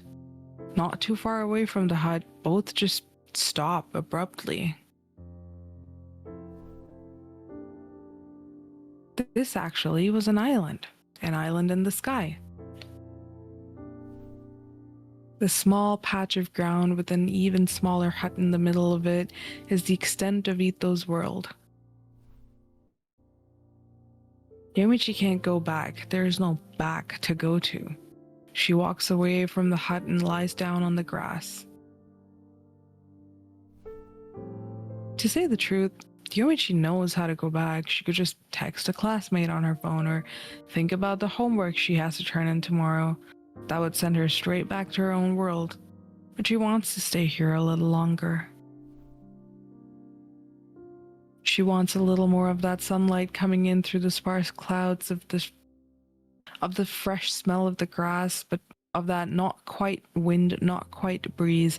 That is the perfect amount of like air, you know, the not quite wind and not quite breeze. Yeah. She loves this world. The sunlight has never felt so pleasant in the day world. She's never laid down on the grass there. Should try it. She loves the moon, the tunnel, the island in the sky, way more than the day world. She isn't that uncomfortable in the day world. She has kind friends and teachers at school. Her parents, as far as she can tell, are always putting her first. The way they're always asking when she's coming home is a bit annoying, but she understands that they do it because they love her.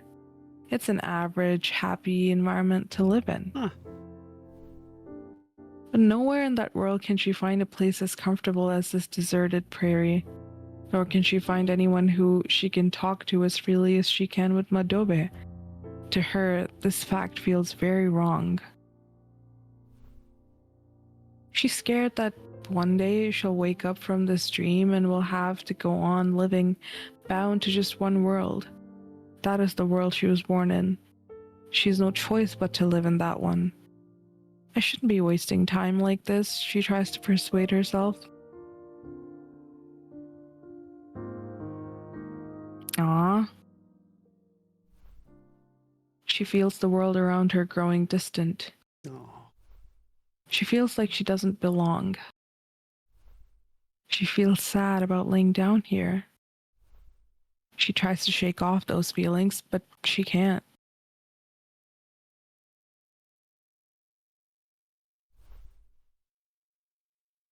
Suddenly, everything crumbles into dust and fog. The whole world turns into sand and disappears. But she feels that she's the one crumbling. After all, the only thing that is disappearing is what her Yomichi sees. Waking up to fog and dust.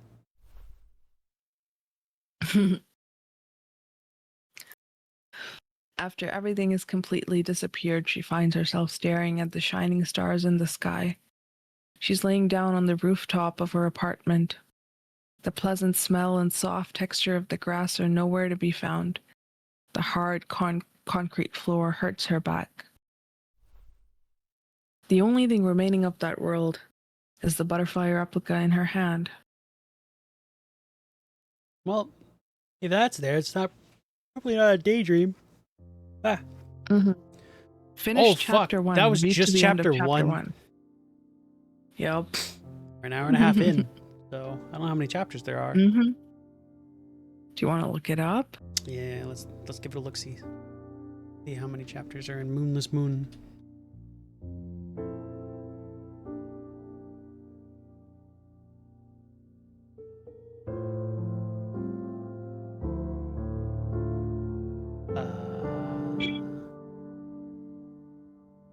Four chapters.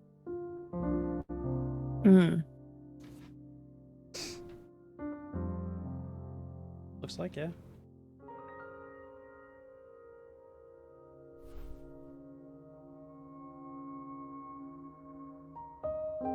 Your turn. Yeah, sorry, just looking at it. All right. The next day, when Yomichi wakes up in her room, she can no longer find the butterfly replica. The empty box is still on her desk where she put it last night. The lid is still closed and intact.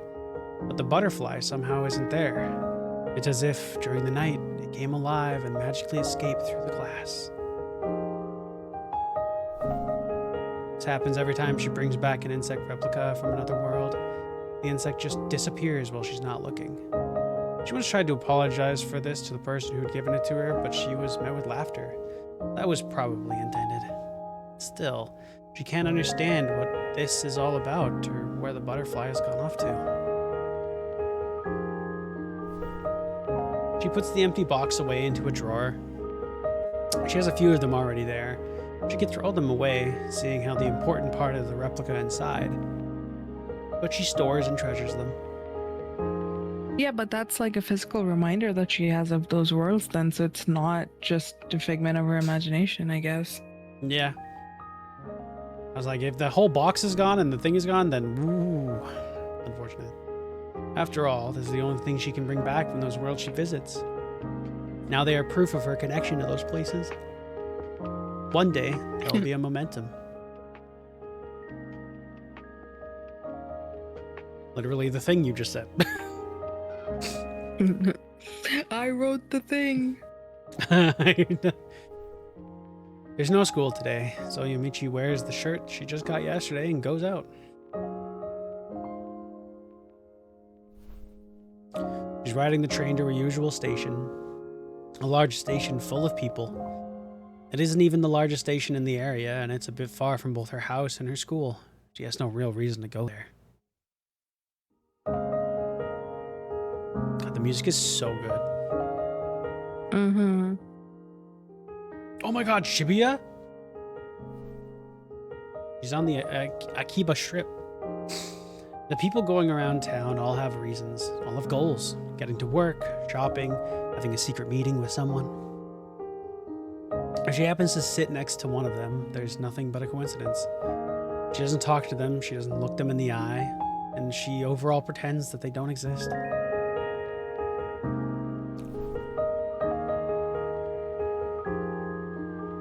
This is nothing like students bullying a classmate by pretending he doesn't exist. When you're crossing the street and someone is approaching from the opposite direction, you step aside in order to avoid them so as to not hurt each other. That is what it is. She avoided everyone's gaze like an animal trying to convey that it isn't trying to threaten anybody.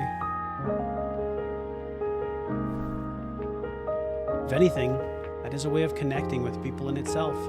Kindness and avoidance even. At the same time, no matter how many people she has around her, she always feels alone. Every single individual sharing this space with her is actually living their own little world.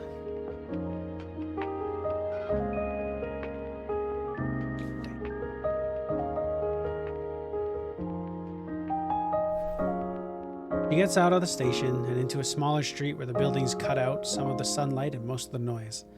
Around her are fancy cafes, deserted thrift shops, stores dealing in unguessable goods, and multi-store buildings. She's never come here before. Despite all the walking she's done around the city, there are still dozens of streets which are completely new to her. She keeps walking under the buildings' shade while peeking into the windows of the many intriguing stores. She sees someone walk around a corner. You could only catch a single glimpse of this person. Fuck, it's Madobe. But that glimpse was enough to surprise her.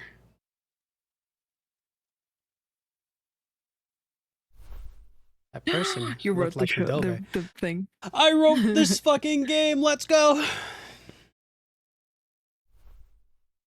Amici stops walking. She's feeling something familiar, like when a world crumbles into dust before her eyes. She feels as if she's floating in midair. The world around her suddenly stops feeling real. The day world doesn't crumble and disappear. The colors that seem to fade come back as soon as she blinks. She considers running after that person, but she doesn't. Why not? Madobe could never be in this world. It must be someone else who just happens to look like her. Maybe this person doesn't even look like Madobe all that much, but Yomichi felt she does because of how much she wants to see her. Okay. She sighs and drops her gaze to the floor. Gaze! She feels her throat clenching. This feeling of pathetic sadness brings her on the verge of tears. She needs that world. So much so that she hallucinates its inhabitants even in the broad daylight. walking on the street that seems to flip everything on its head. The real world now feels like an illusion, a dream, a distant mirage.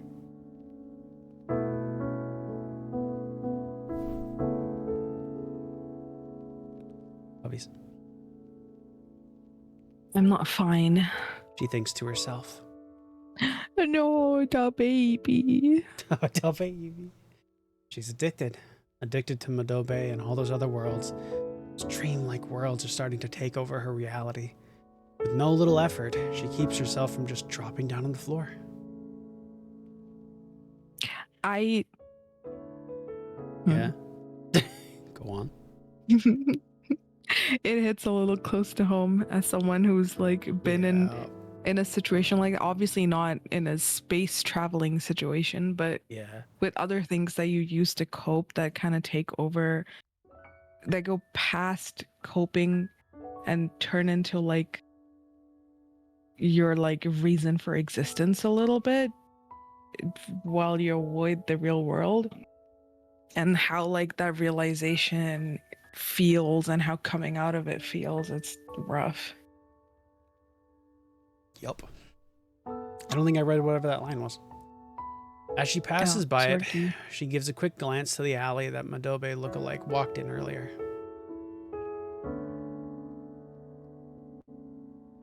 She's just standing in the middle of the alleyway like, why the fuck did it take you so long to get here? It was a dark, damp alley with nobody in it.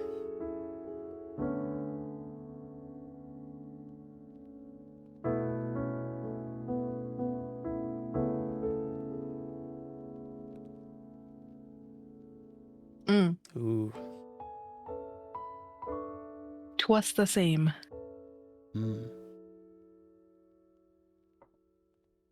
Back streets back. All right. She's on the moon. I wonder That's you. why I'm here. Yomichi asks to nobody in particular. She often finds herself asking that question whenever she's walking through the vast expanse of the moon desert. Nothing but sand all the way to the horizon. The stars in the dark canopy above have nothing to lit. It feels like being the only person in the whole universe. They meant to light. But if Yomichi is on the... They meant to light. I feel like to lit doesn't make sense. Yeah, I paused because I was like, that. I don't know if that made sense. It's the wrong tense. But if Yomichi's on the moon, that means that there's a certain someone nearby too. Yeah, this is feeling more and more gay, actually. Going through your philosophical phase? Madobe asks nonchalantly. Maybe I am. Whenever she comes here, Yomichi always runs into Madobe. She isn't trying to, after all. She still doesn't know how to get to that faraway city, and they aren't arranging it beforehand. But every single time, it just happens. Seeing her face is what makes this moon world feel complete. It's a difficult age to be at. She has a little moon on her cap. Yeah. Did you go through that phase too? Oh, I sure did. I'd be sighing my heart out even the deep, dark nights like this one. Now, as an adult, Yomichi says, unsure whether the dark sky above her is indeed a nightly one. Do you ever think that was silly of you?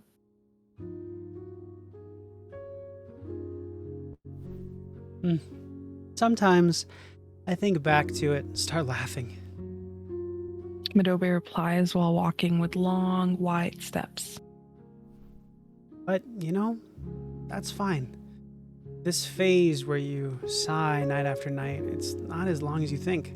Who cares? Enjoy being a budding lady. Not sure enjoy is the right word. Spoken like a budding lady indeed. Just say teenager, guys. It's fine. It's Yeah. it's cool. Yeah, I know. Oh, shut up. Yomichi's shocked by how she can be so openly blunt. She and Madobe don't even know each other that much, nor do they have any idea of what the other does except for these long walks together. I don't have any idea what you're agonizing over so much. Madobe keeps looking straight in front of her. It's not like we're here laughing our hearts out because we've solved all of our problems. Sometimes you're too busy. Sometimes you just can't do enough. But still, here we are. So I'm not trying to preach, mind you. She continues. But hey, things be what they is, you know? Things be what they is. Things be what they is. Yomichi does not, in fact, know.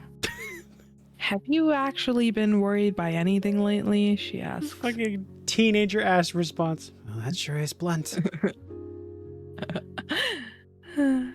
Sorry.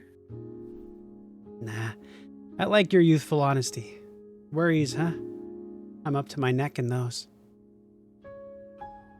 Madobe raises a hand as if to start counting, but it takes her a good while before raising a single finger. For example, see, my favorite coffee shop just changed to some new beans. That's underwhelming. Yomichi wonders if the coffee shops on the moon are anything like the ones she knows. All she's seen here is this dessert. By the way, why do you come out here in the desert? Yeah, I realized. What, here? Just to walk. So far away. Well, yeah. Madobe sees Yomichi's eyebrows rising and starts laughing. Oh, I get it. It's nothing weird, really. It's like going for a drive or going to see the city by night. Same thing. Same thing, this desert. Girls who treasure their alone time love it. Real and true. Yeah. Oh, she's gonna feel like she's intruding on alone time.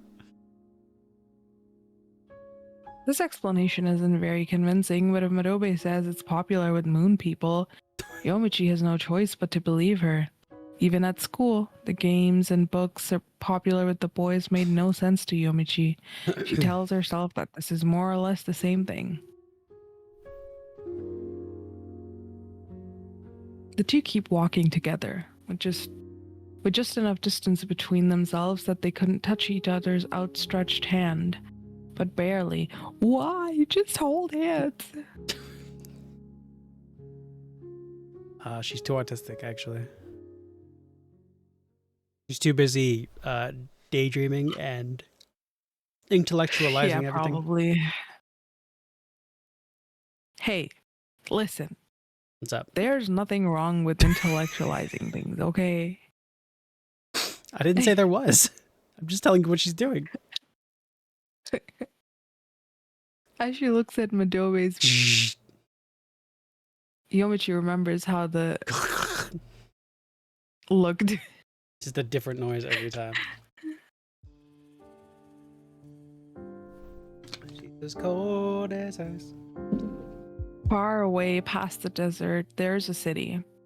Yomichi can see its lights, but she cannot hear a single noise coming from it. It could be because it's so far away. It's difficult to believe that Madobe actually lives there. She's skipping, remember? Yay, dessert!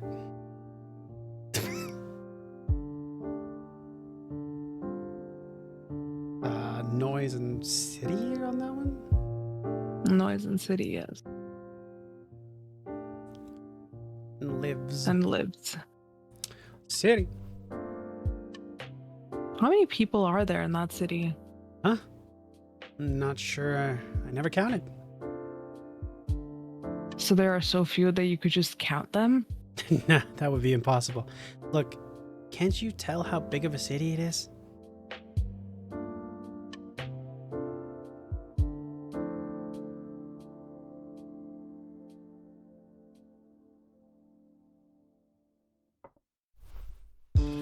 Are the people in the city normal humans like us? I guess they are. I'm not sure what you mean by normal, but they're just like the two of us. Like they're not immortal or anything? Oh no, I wish. I'd like being immortal. I'm not sure I'd like being immortal. Why not? I mean, what would I even do with all that time? Be free, fly around like butterflies. Ooh, butterflies. I wish I had some of what you have, Madobe. I wish I had some of what you have, Madobe. Crazy. She's like, let me get on that. Immortality, huh? Now that's why. All right. Noise.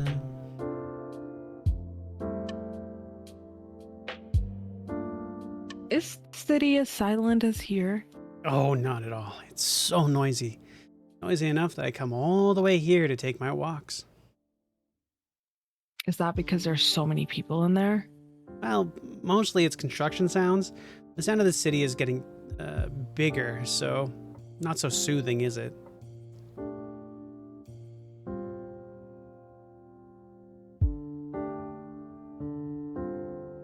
Construction. Yomichi remembers that there's construction going on in the alley behind her house as well. Yeah, not soothing at all. Right? I wonder whose idea it was to have pipes and cables running through the whole city. Made the whole place so noisy. I'm not sure we're on the same page here.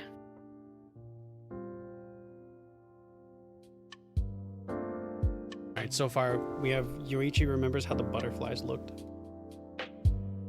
Yeah. We did that already. On to lives.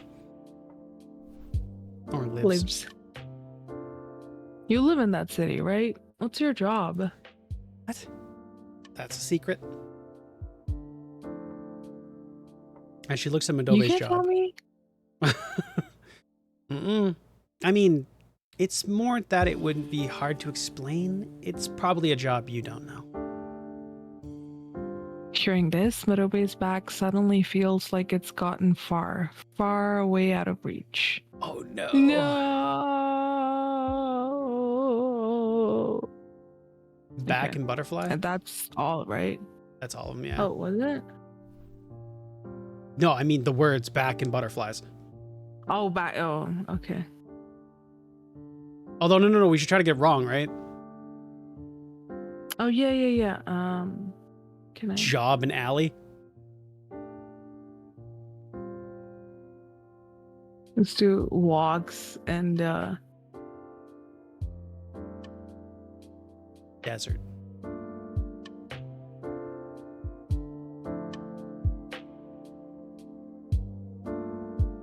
oh, it just doesn't. Oh, it just doesn't it just continue. doesn't Okay, so if talk it the thing. continues, we get Yeah. it. Got it. Okay. All right, so back in Butterflies. I think. Butterflies? I feel like it would be alley, maybe, you know? Yeah, it's not butterflies. It's not Butterflies? All right, well, alley then. Oh, yeah. Okay. Yeah. That makes way more sense. I was just assuming Butterflies because it was blue. It didn't work the last time. We didn't select It wasn't used the last time at all. No, I'm remembering that now, but it's my brain was like, blue, it goes in a place because it's different. As she looks at Madobe's back, Yomichi remembers how the alley looked.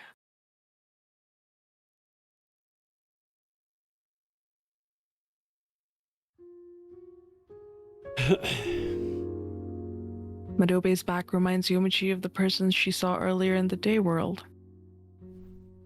That can't be her. Madobe lives on the moon and knows nothing about the day world. She can never be in that city. She does have to walk really far away to get away from the But- noise. Butterfly Replica did make it all the way into her world. Maybe, just maybe, she could bring Madobe back with her as well. Yomichi closes the distance between the two and grabs Madobe by the hand. Oh my god, they're holding hands. Oh my god, they're holding.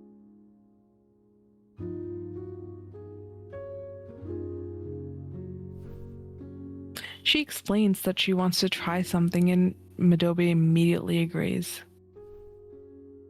So, what should I do? Her eagerness is as unexpected as it is comforting. Even if she actually made it to another world, to her, that would probably only count as a fun little trip. Instead of explaining to Madobe what she's trying to do, she starts thinking of how to actually do it. If anything, she's the one who would like an explanation. Assuming Madobe could come with her, what then? Yumichi asks herself this question before replying to Madobe, but she still doesn't know. What then? Probably nothing? If she walked around the day world with Madobe, it would probably all start feeling like a dream, just like these worlds feel during her normal day-to-day life. Nevertheless, she wants to try. I'm not sure what I'm trying to do myself, she lets slip as she tries to answer Madobe. Madobe breaks in genuine, heartfelt laughter. Of course you don't. You're a budding lady after all. These words make Yomichi realize that she's not the only one to have ever suffered this indescribable feeling. That is enough to make the weight feel lighter. I guess you're right. Grateful for Madobe, Yomichi decides that she'll try anything she can come up with. Maybe that will help her understand her own feelings better. And it's not like there's anything better to do in this huge desert. Huh. Does she succeed though? Yeah. But deep down, she knows that there's another reason why she's trying. She wants an excuse to give up and let go. What do you mean by that? Aww. Like, to not travel to these worlds anymore, I'm assuming? I guess.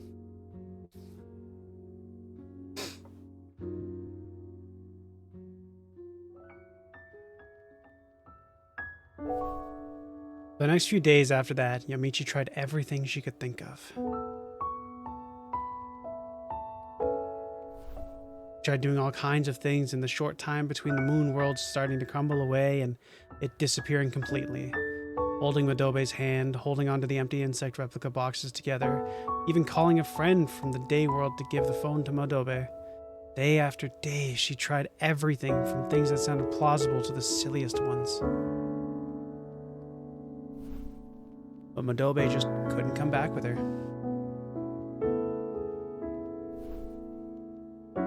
When the moon world disappeared, Yomichi was always alone. Aww. Sorry. Seeing herself on an empty street without Madobe by her side always filled Yomichi with too much sadness for her to deal with. It felt like a happy, pleasant dream abruptly ending and shoving her back into reality. And she had to experience this over and over. Aww. Now, Yomichi is all out of ideas for new things to try.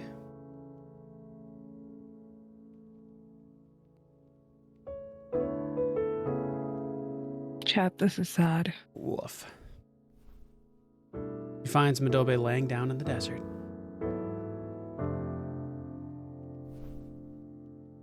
Her long hair is full of sand. Normally that would have you worried, but Yomichi just sits down next to her.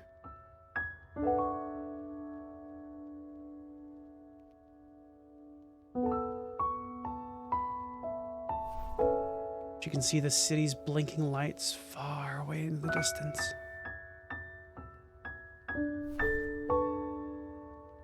Are there other cities on the moon other than that one? She asks. Nope, that's the only one. Is it big? Yeah, well, maybe not. I don't know how big the city you live in is, so I'm not sure how it would compare. Sorky. The mouse slipped out of my hand. You're good. I've read all the things. In my world, it's just city after city. And there's no desert? I guess there is somewhere. Well, people haven't been living here for that long. The city will get bigger eventually. Maybe there'll be no desert left after a while. Really? Weren't you born here then? I was, but my grandma wasn't. Did she come here with like a rocket ship from another planet? I'm not sure. People probably came here from all sorts of places because they thought it was nice. And when enough people came, they founded a city. I wasn't there though, so I'm hazy on the details. I want to live on the moon. Huh.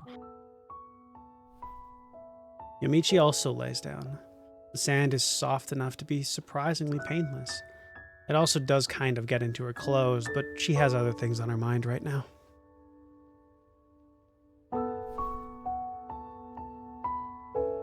They must have really liked this place to move all the way here. Or hated the place they left.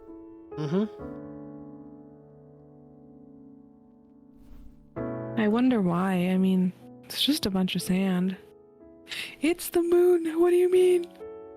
Maybe they liked how quiet it is? Apart from their own, there was no voice to be heard. There wasn't even the sound of wind blowing. I take it you don't like it here? I do. I love quiet places. That explains why you come here so often. It's not like I come because I want to. I can't choose where I go. Yeah, it makes sense, Madobe says before closing her eyes. But, bet you get to come here because you like it. I wonder. That sounds reasonable. Some of the worlds she's visited before felt uncomfortable, but she never stumbled upon those twice.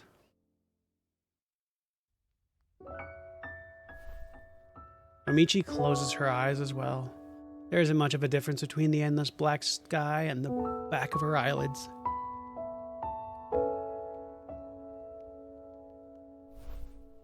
And then, silent tears start falling out of those very eyes. She loves this world. Being here feels nice. She wishes she could stay here forever. But it isn't her world. She has to go back and live in the day world. She knows it's true, and on some level, she also knows it's the right thing for her. You can faintly hear the sound of Madobe breathing.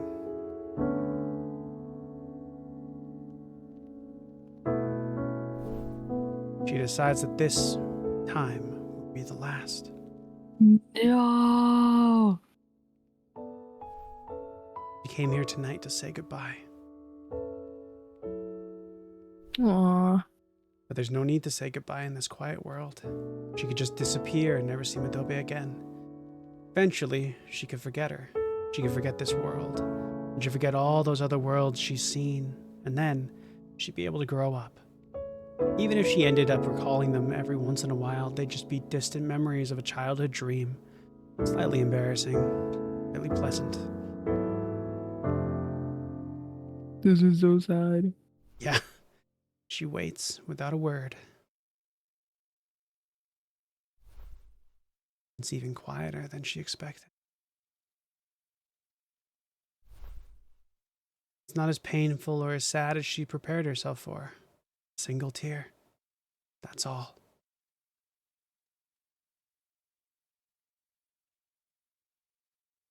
Oof. Wolf. The silence of the moon's surface and Madobe's breathing give way to the city's chaotic noise.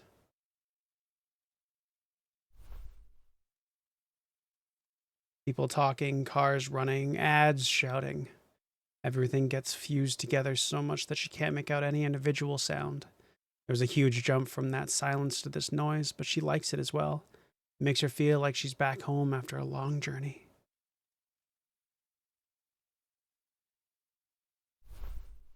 She opens her eyes and she is in the middle of the city under the night sky.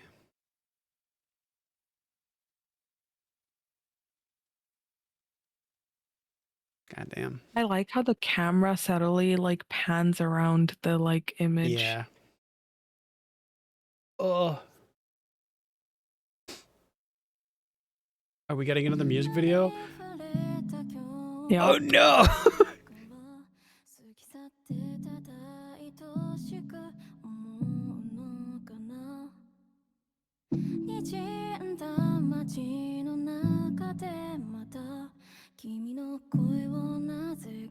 Aww.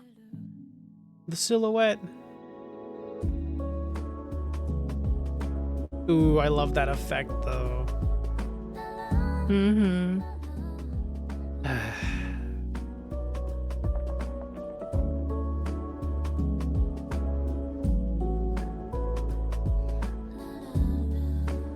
Am I still streaming to you, by the way? No, I don't think so. You closed it, didn't you? Oh, I think so. Hang on. Yeah, no, I did.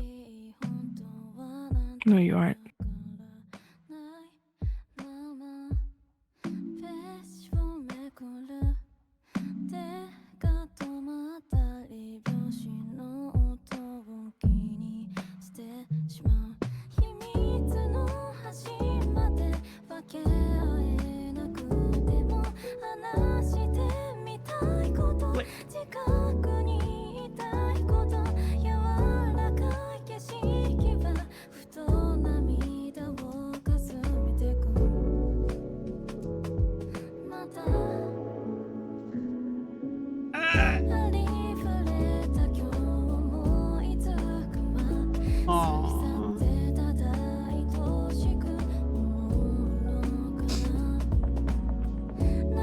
It's a fucking big city, actually.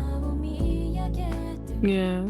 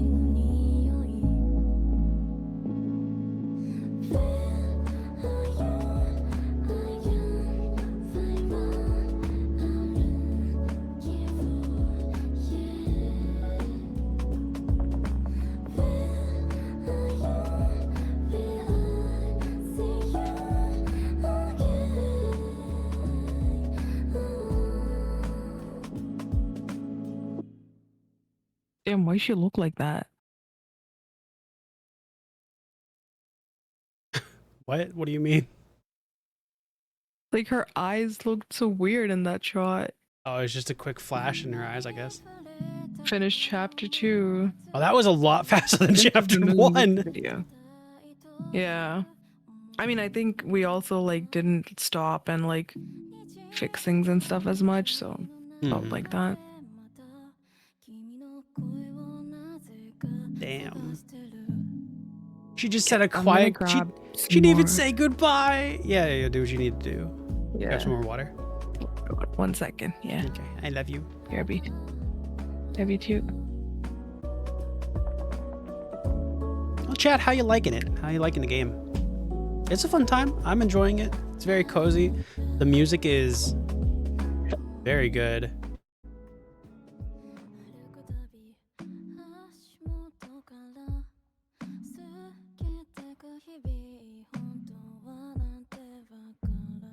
Animation is nice. I like that at the end of each chapter it seems to be like a nice like video, I guess. The game has yet to make me cry, but I've gotten really close a few times already, so we'll see.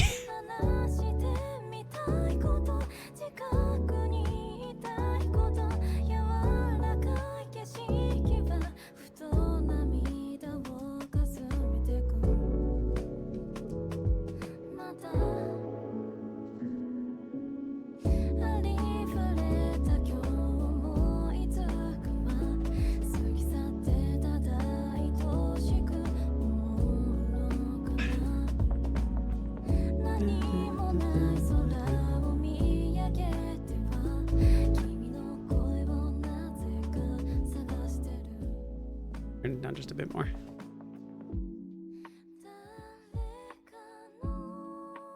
But yeah, this is a good game. I don't remember how much Zephy paid for it, but I don't think it was crazy expensive. I think it might have been like maybe $10. Seems worth it, if nothing else, just for the music and the vibes. It's very cozy. It's very nice. Very like people coming to grips with like their world itself.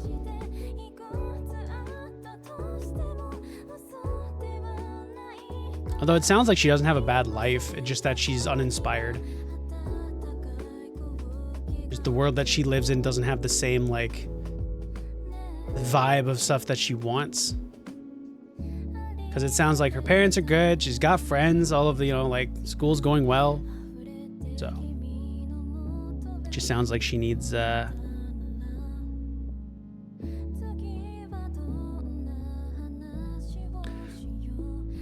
some like inspiration, motivation, like a passion to push toward. She's just kind of, I think they said it in like the first chapter, right? That she's just kind of lost.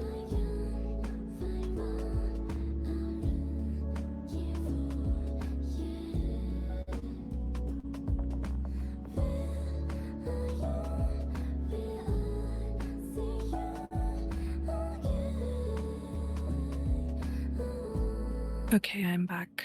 Welcome back. Did Ready to you? start Oh, chapter right 3? as the song ended too. Yeah. Did you say there's 4 chapters? 4 chapters. 2 down. 2 hours in. Yeah. Your turn.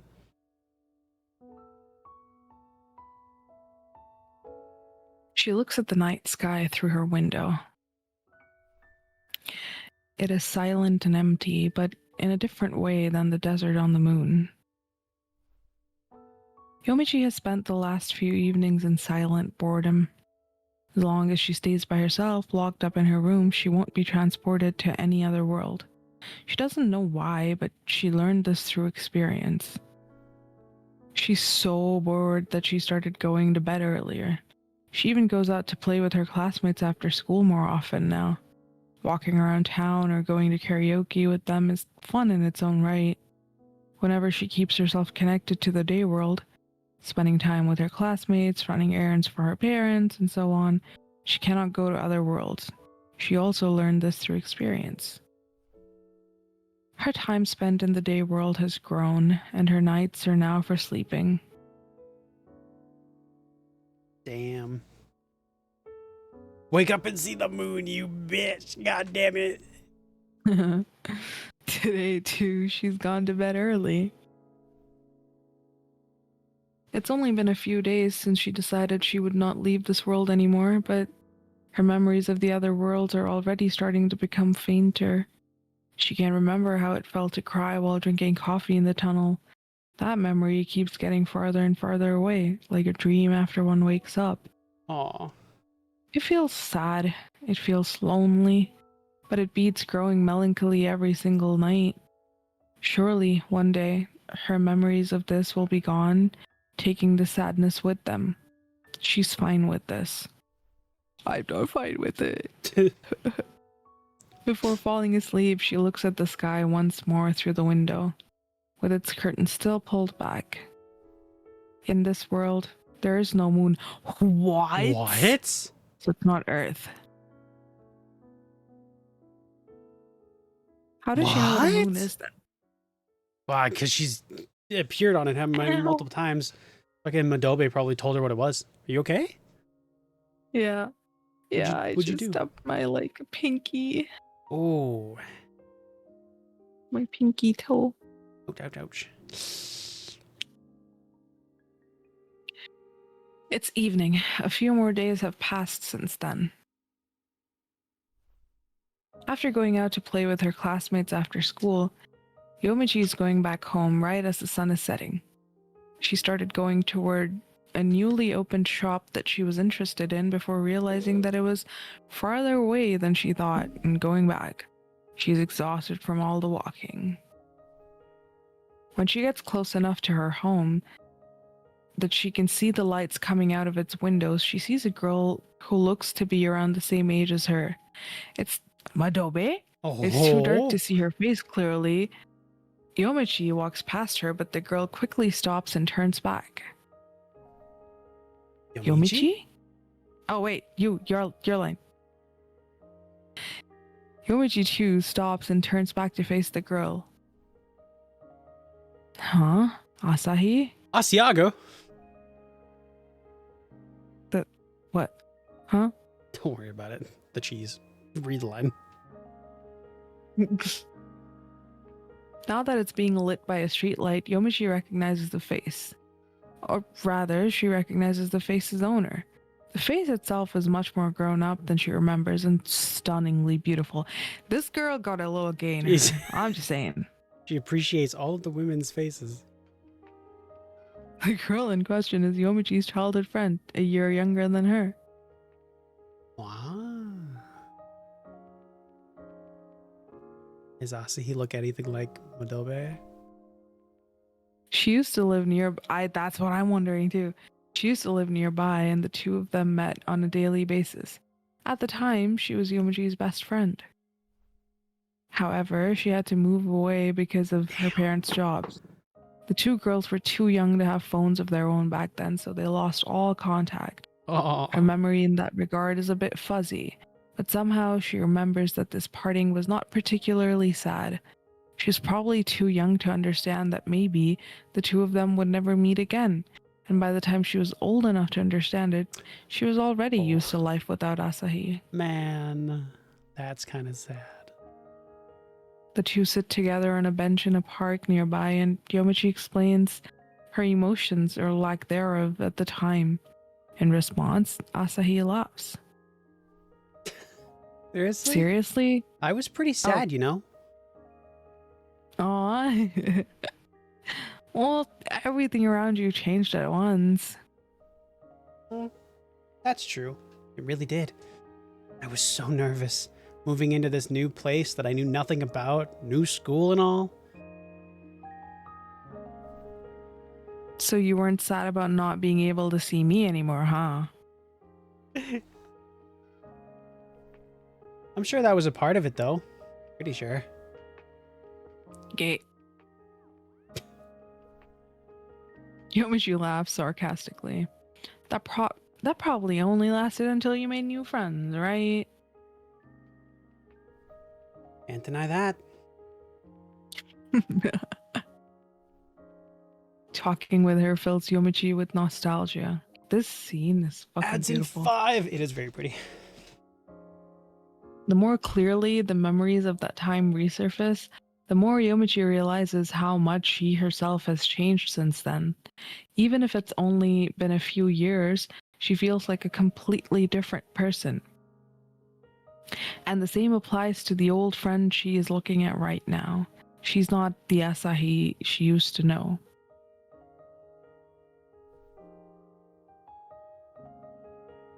Why are you here, by the way? Are you moving back? No. I just had some business around here and I thought I'd check things out. Oh, I see. Yomichi realizes how relieved she is at hearing that. This place hasn't changed much. It's still how I remember it. Is it? I guess it is. She almost says it, You've definitely changed though, but she manages not to. She doesn't know what exactly has changed in Asahi. She looks a little bit more grown up, her high energy voice has gotten calmer, but that's not all. Now, Yomichi doesn't know how she's supposed to talk to her anymore. Oh, To hide that fact, she fills in the silence as best as she can. How is the place you live now? You live in now? small talk. Oh, not so bad. It's a bigger city than this. Oh, See, it's time jumping. This is Madobe's Yomichi. grandmother. Yomichi only says that and even forgets to close her mouth. She's forgotten what she meant to say next. After all this time apart, surely they must have a lot of things to talk about, but not a single one comes to mind. Asahi pulls out her phone and starts typing away on it. She doesn't seem to mind the silence as much as Yomichi does. Yomichi's angsty. Yomichi feels like she's talking to someone from another world. Ooh. Ooh. Maybe, in a sense, she's from another world. Yomichi doesn't know much about the place Asahi lives in now, but it's bound to be different from here. Different people, different trends, different news, different music, different shops. Even the way people speak could be a bit different. In reality, it can't be that different. Yomichi knows this, but the gap between them feels so wide that it is the only way she can explain it. And yet, how could she have such an easy time talking to Madobe, who literally came from another world? She never felt so uncomfortable having a conversation with her. Whatever nonsense Madobe suddenly threw at her, she could reply on the spot, even though their worlds are just that far away. Yomichi still struggles to find the next topic. After a short while, Asahi says that it's time for her to go back. Neither of them mentions the possibility of exchanging numbers. Yomichi remains on the bench, thinking by herself. The friends that grow apart. Yeah.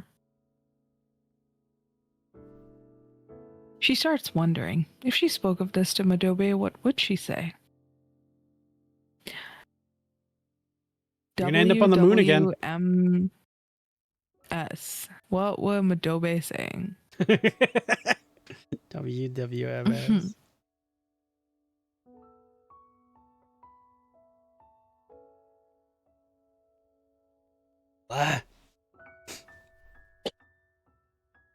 Yomichi is glad that this world has no moon. If she was actually forced to see it hanging in the sky each night, she wouldn't have been able to stay indoors. Ever since meeting Asahi, she keeps wondering the same things. Maybe she's in the city and it's just really far away that Madobe is, and they're on the moon. That's why she can't see the moon in the sky. Why did speaking with Madobe come so easy to her? You're right. And what exactly is that world? Where is it? She believes that if the world is indeed somewhere, that somewhere is inside of her. It's a creation of her own mind, and in other words, a dream. That wouldn't explain how she could bring back the boxes of the insect replicas inside. But that isn't so important. Maybe she was sleepwalking and had actually bought them herself without realizing it. Yeah, sure. The possibility that that this is all there is to it instantly fills her with dread. She cannot come to terms with her desire to talk to Madobe again. If it had all just been a delusion, then she'd be longing to speak with herself. It would be hilariously sad. On the other hand, that would explain what she felt when she was talking to Asahi. If Madobe was just a figment of her imagination, it made sense that Yomichi felt at ease talking to her, since, in practice, she was having a whole conversation just by herself. Yomichi lies down in her room and looks at the moonless sky outside. He never dreams of Madobe.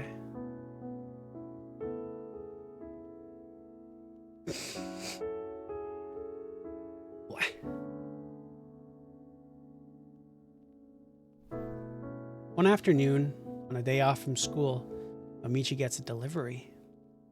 Oh, snap. Oh, ads.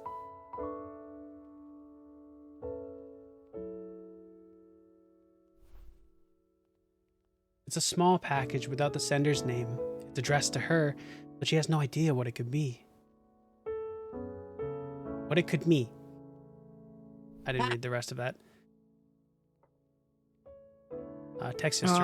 Text history. Fuck. Click text history. Text history. Thank you. I was stuck on the fact that she has no idea what it could be. 2 seconds to click it. The amount of times you yelled in the time. Text history. Fucking Text history. Gonna punt you. I'm too big. You can't. Since her family isn't home, weird as it is, she has no choice but to accept the delivery herself. She then goes back to her room, sitting on her bed, and she opens the package. I love you. I love you too. You're too short to punt me. I am safe. Shut your mouth. Yeah, it's okay. My tiny boy. Oh Yeah. my god. Yeah. Those 2 inches really get to your head, huh? 2? 2. Like 3. It's a foot and 3 because you're actually only 4'2". I'm okay. 4'2". Stop Wild. spreading misinformation on That's the not internet. misinformation. That's wild That's work. not. It's It how is tall you are. misinformation. Yeah. I'm not 4'2". Shut up. Small. Your face is 4'2". God damn, it's a big face. I'm all head. It's a box with an insect replica inside. My ego finally matches my head. So all head. What? I said my ego finally matches my head. Just a big fucking mega mind ass. The insect inside is a butterfly with white wings. It's exactly the same as the boxes she has received many times during her travels in other worlds. A small wooden box with a glass lid. She is surprised and confused. When she looks at the back of the box, she becomes even more surprised. It's from Madobe! There's another recipient's address written on there. Oh, does she have to give it to somebody else? Is it she has to give it to Madobe? Or she have to go back into Ito? Wait, I'm confused. Hang What? on. She got a box from a package. Just sent with no name. Oh, it's just like a delivery. Yeah. No sender's name. His family's not there. She opens it. She could be dreaming. Opens the package.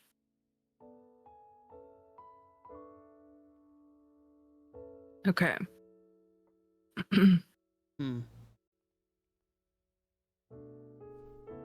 It reads, Moon City, Adobe. Her head starts spinning so fast that she has to lie down. Now she has a reason to go visit. Fuck! It must be a dream, no doubt. She wanted to see Madobe so badly that she started dreaming of her. After all, her delusions were so strong that she used to end up in different worlds each night. A simple dream isn't much by comparison, she's sure of it. Disappointed in herself, she just sleeps. Aww. Well, she's convinced herself that this isn't real, like, it's just delusions. So, she wakes up, the box is still there. The butterfly, too, is still inside of it. Yomichi entertains an idea. Maybe the butterfly is waiting for the box to be delivered to its actual destination before flying out. You gotta deliver it. The music fully stopping is for this part is insane. Yeah. Woof. Woof. Woof.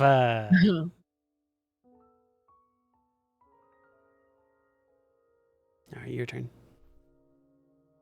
For a while after that, everything felt like a dream, whether she was asleep or awake. When she wakes up, it definitely looks like a normal morning, but then seeing the wooden box on her desk, it goes back to feeling like a dream. Even at school, even when she's chatting with her classmates, she's always thinking of the moon world. It would be as easy as hiding or throwing away the insect replica box, but she can't. Okay. I wonder what walking on the moon feels like. Ending up saying that to a classmate was the tipping point. She knew she had to face the box once and for all. Wait, we're not glancing past that. Puppies, are you okay? What was that noise? Did you drop something? Did you hit Wait, something? what noise? I don't heard a thump. No, I think I just adjusted my mic. I didn't. Oh, maybe. Okay. I don't know. Yeah, I'm good. Okay. Yeah. It's been a week now from when she received it. But She bad held messenger. out for a whole week. Honestly, better than me. Listen, if you thought you were delusional and cray-cray, Yeah. you'd also I would not. take a little bit of time. I would not. You If would I not? thought I was delusional and cray-cray and then something showed up that was exactly like the proof of like, not like proof, but like something that was out of my control and just showed up at my desk or my door, I'd be You'd like, be like, hell yeah. well, might as well test the theory. Yeah. But you're also, keep in mind, not an angsty teenager, though. That's true. I have hormones like one. This is a box that was delivered to her here in the day world, but for some inexplicable reason, it has Madobe's name on it. Is Madobe's world more than just a delusion? Is it actually real? If so, whoever sent her that box must also be able to travel through worlds, right? However, the delivery didn't have the sender's name on it. There was no label number to look up information with either. Furthermore, when she tried looking up the delivery service that brought it to her, it didn't even show up on the internet. She decided that if she ever got another package from them, she would ask directly. But will there ever be another package? We're gonna Despite show her up and newfound Madobe's gonna be resolve- like, the fuck, man. Yeah. Despite her newfound resolve to face the box, it's still all shrouded in mystery. Asking a classmate or an adult about other worlds could work, but she definitely doesn't want to do that. They'd probably roll her eyes at her. And she also feels that speaking to anyone about this would somehow spoil it, even if she's decided not to go there anymore. Her memories of those worlds are still dear to her. She doesn't want those memories to be made fun of or dismissed as impossible. Aw.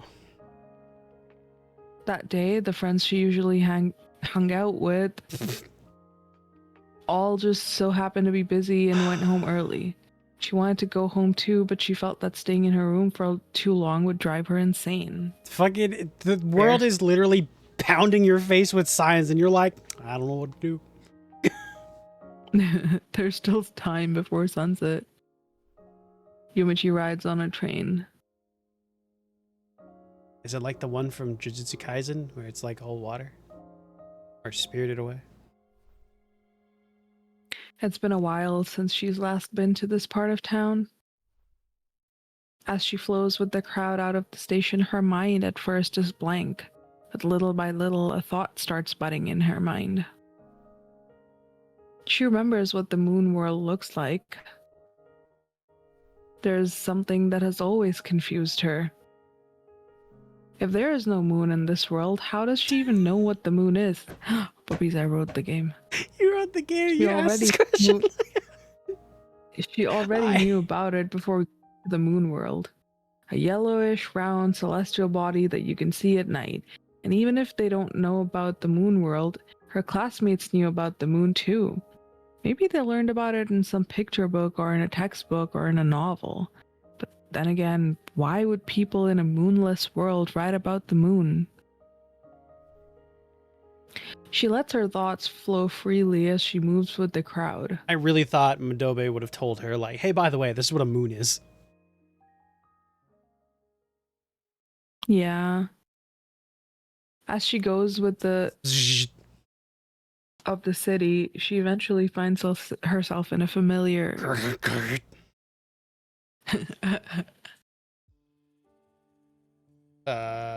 Rush of the city. She finds herself in a familiar place. The city is always full of people. You can never see the same view twice, and memorizing all that you can see would be impossible. If you close your eyes for a second because of a passing car with its blinding headlights, when you open them up again, the view has already changed. Yomichi likes how fluid and ever changing the city is. Ah, no. Change? No, thank you. You. Oh, I really thought impossible would be one. Car blinding.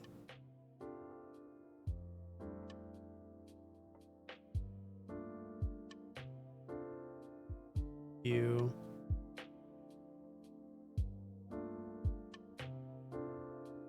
Okay. So It we was got just view, car. view and car. I think that's it. That's it. Okay. As she strolls, her mind comes up with a different view than what her eyes are seeing. A forest of lush trees, a roaring, splashing waterfall, the waves on a beach. She doesn't know if she's ever actually seen any of these things before. She tries remembering what the city is actually supposed to look like. The crowded pedestrian crossings, the bustling district full of bakers. Oh, barkers. What the fuck are barkers? The damp alley. Like people talking about like ads and shit, I think. I believe. And of course, the street she's looking at now. If she doesn't keep herself grounded like this, she feels like she might lose it. Damn. People who attract a patron to an entertainment event. So yeah. Basically people screaming ads.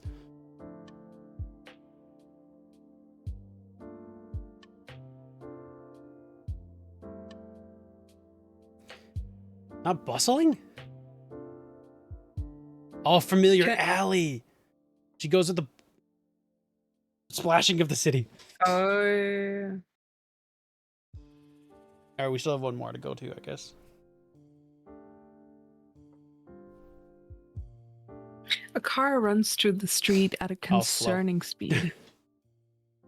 She wonders if she'll ever have to ride one herself. She doubts she ever could. Where are all these cars headed anyway? They surely all have different destinations, but they all move together in a huge flow, spreading through the city. All right, flow and alley. As she goes with the flow of the city, she eventually finds herself in a familiar splashing. Alley.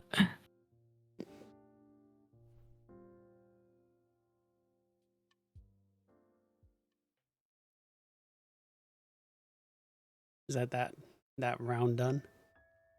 Oh god.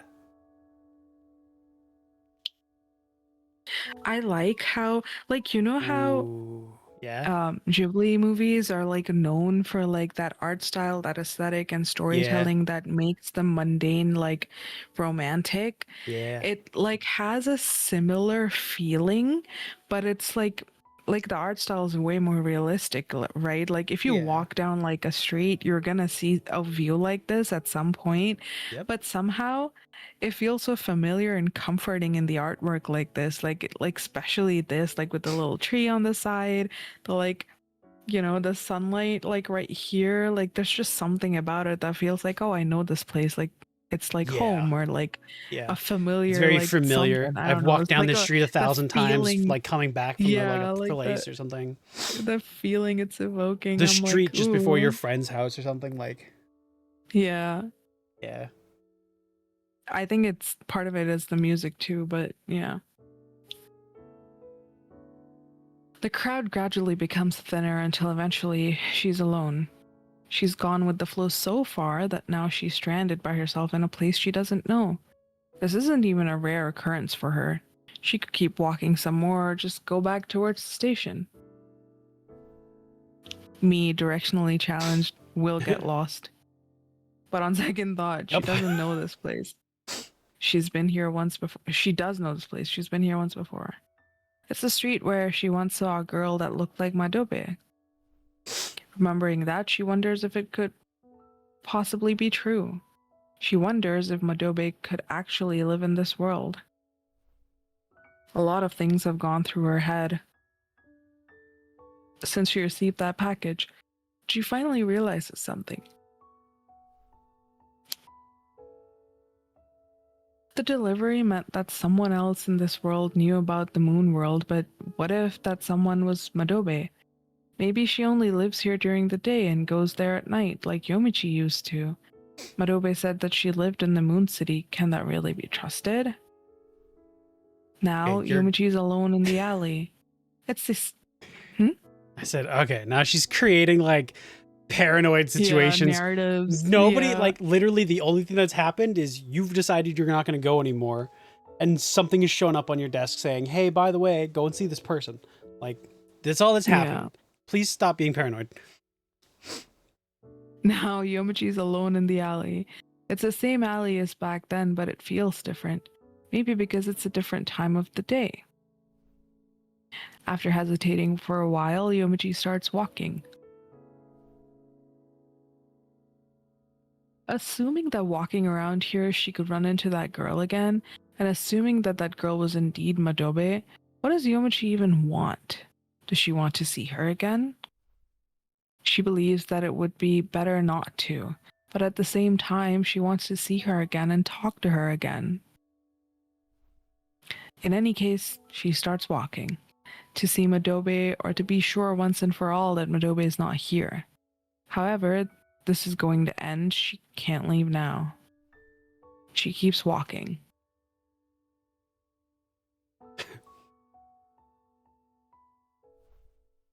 Right as the sky becomes red before starting to turn dark, Yomichi sees a girl in front of her. The girl she's seen so many times in the moon world is now in front of her in an alley in her own world's afternoon. Oh, snap. Hey! Me? No, it's on the left, so it's probably the other person. Oh, no, it was me. Oh, was you? Yomichi calls Why out change now? as she goes after her. We're 3 chapters in. Yeah, we're all it done ended chapter like that. 3. That's crazy. We only have one more chapter Yeah. left. All right, now let's wrap up this Ooh. love story. It feels very much like a, not a love story, but like a finding your way story. Yeah.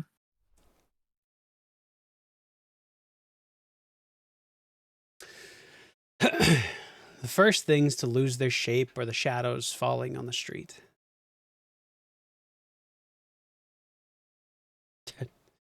Atom bomb, baby, little atom bomb. I'm so confused. You read the first chapter, right? And then I read the second. So how are you reading the? Did we Bubbies. not alternate? No, we've been alternating, but it's not chapter 1, chapter 2, chapter 3, chapter 4. We just, every time there's a break, we do the next. Oh, true. This has nothing to do with it. So far, we've swapped was like like- 14 times. I was like, I was trying to make sense of it in my head. Okay, I thought when you stopped, when you were like, all right, my turn, I was like, oh, I guess it's the end of the chapter. And then it was like chapter 1, and I'm like, that was not the end of the chapter. Yeah, me too. So yeah, we could have done same. it that way, but we didn't. Yeah. I'm glad we didn't though. I mean, it's fine. It just means we get to alternate reading more, Mhm. which is great. As the contours blur, so does the whole city. The concrete walls look like they've become a thick, heavy fog. Heavy as it is, fog is just fog. You can't keep a building standing. Looking up, Yomichi sees the electricity poles turning into sand and slowly crumbling away. The faintest trace of wind is enough to blow away both the sand and the fog. Hey, your world's turning into the thing that it does, by the way. The asphalt under her feet starts stirring into waves and eventually flows away.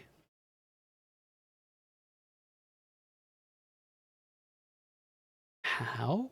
I thought the day world was supposed to be the day world. What is this? The city she knows so well from her day world is disappearing. Like the other worlds she visited at night,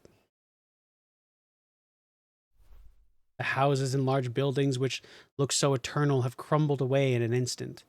For long, Yomichi has no idea where she is anymore. The whole city has turned into a homogeneous mixture of sand and fog. Homogeneous. God damn. And then the cloudy sky goes away. Not the clouds. The sky itself goes away. The sunset-tinged canopy flies away.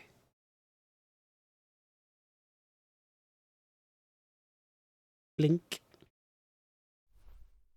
Revealing the vast, dark space behind.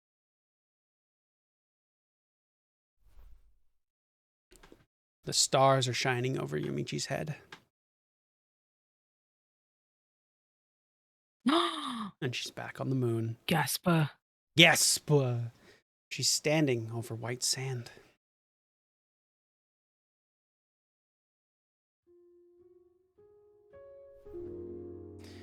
Feels like she has just woken up. It's the same as when the night world has disappeared and she found herself awake in the day world. Except this time, the opposite has happened. Yomichi is in the desert on the moon. The desert. I hate the word desert because of the word dessert. I want you to know that. I dislike those words. I hate, because I fucked them up all the time as a kid. And I'm like, the only difference is there's one more S. It's so stupid. Anyway. And in front of Yomichi, there she is.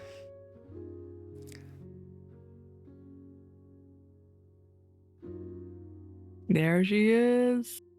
The slow camera pan, Madobe, who turned back when Yomichi called out to her, is standing there. There she is! Like nothing happened. The only things that haven't crumbled away are Yomichi and Madobe. Everything surrounding them has disappeared and then changed into something else. It all happened the second they locked eyes. It's as if the world was waiting for them to see each other. That's wild. All the music. When she sees Yomichi, Madobe smiles like usual. If it isn't Yomichi. This is what it takes for Yomichi to fully realize that she is, in fact, in the moon world. Well, on. More than the sand beneath her feet, and more than the vista surrounding her, Madobe's relaxed voice is what gives context to this whole place. Been a while, huh?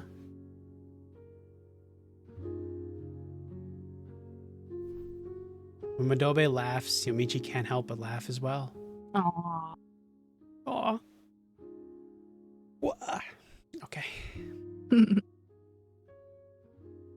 There's a point of this you may have to take over. Oh, thank God. Okay. You got this, Bobbies. We almost made it to the end. I don't. The two girls are staring at the empty moon around them like they used to. What were you doing? The damp air filling the alley is nowhere to be found.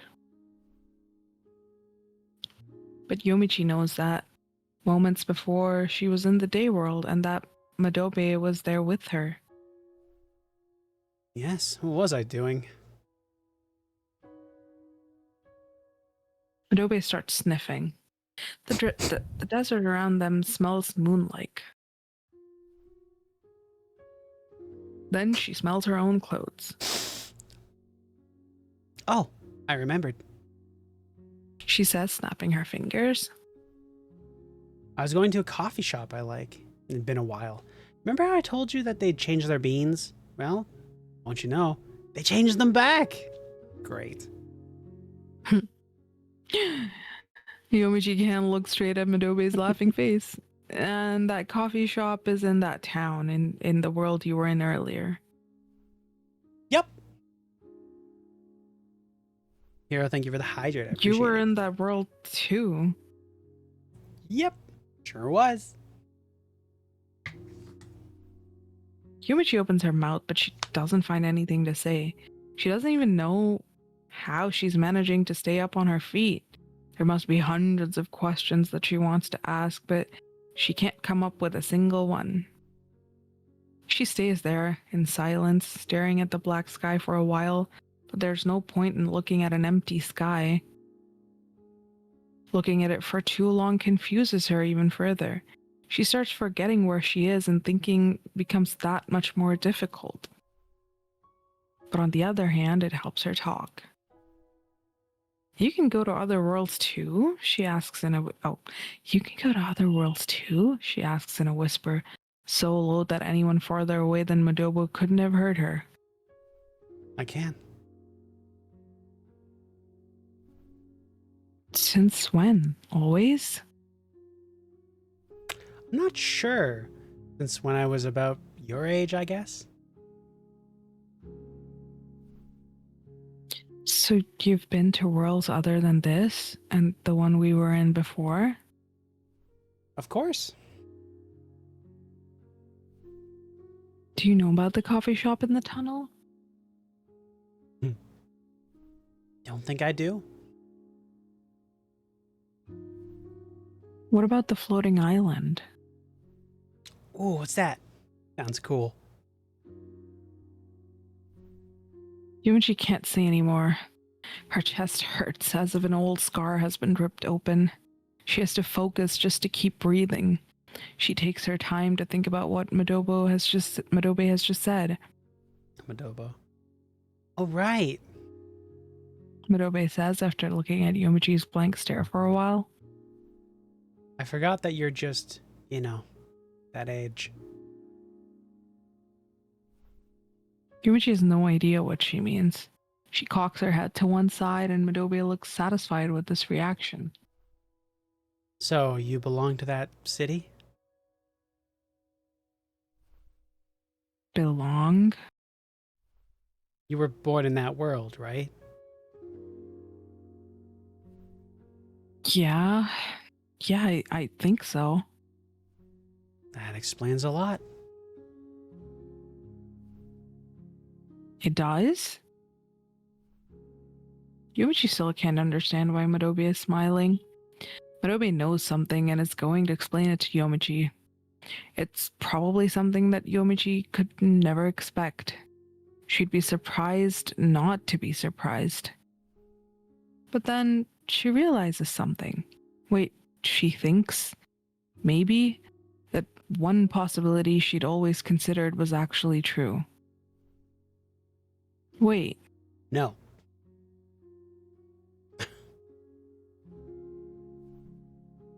Yomichi stares at Madobe. Could it be that it's just not me and not just you and me either? Madobe returns the stare, and that's enough to tell Yomichi that what she's thinking is right. Could it be that everyone can go to different worlds? Yomichi asks her question and holds her breath. This possibility had only crossed her mind unconsciously so far, but it had. I hope that's true. I hope that's not true. She finds herself hoping for both outcomes. Of course. Madobe gives her a slow nod. Why does nobody talk about it then? The fuck? We, all of us, live in many worlds, not just one. I mean, how many strangers do you talk to a day, you think? Well, okay, not strangers, but family, friends. I think everybody thinks that they're the only ones doing it, so they probably just keep it to themselves. Who knows?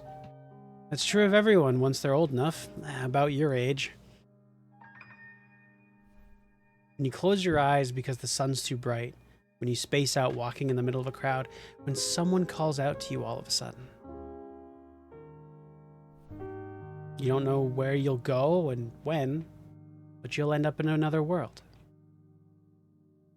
Oh, is this all metaphorical? Sounds like it.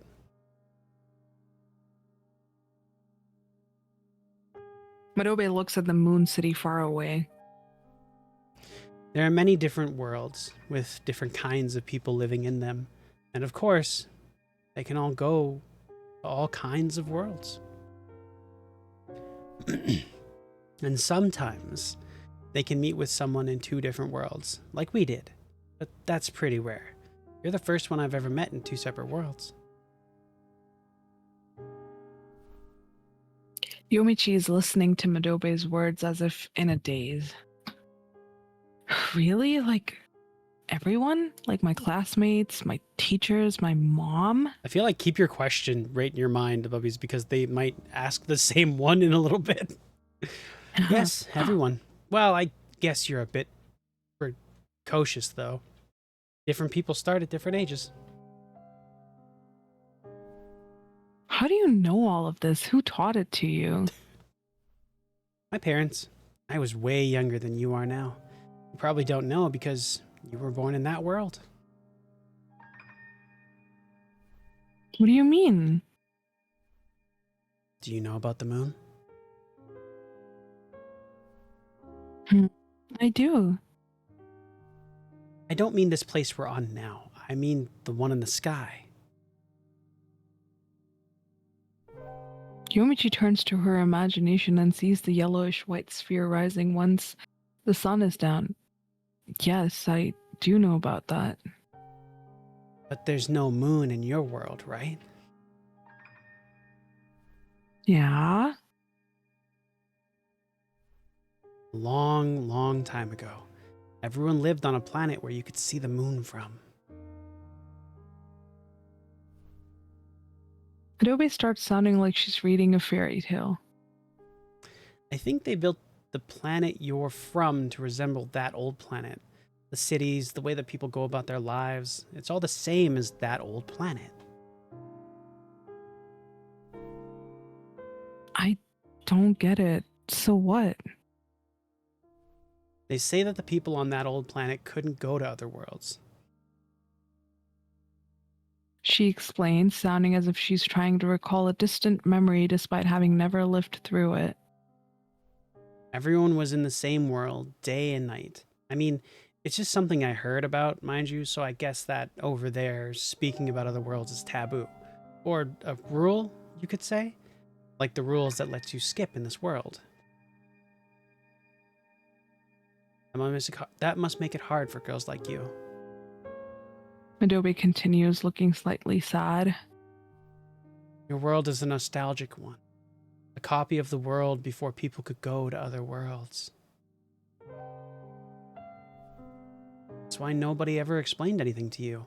Neither your parents nor your teachers. I mean, even if they don't, you're bound to find out once you start doing it. But the people in your world just keep up the pretense. There you go, Bubbies. Damn, that's insane though. Yeah. But what about you? You weren't born in that world. Me? No. I was born in that city over there. I couldn't go to your world before becoming an adult.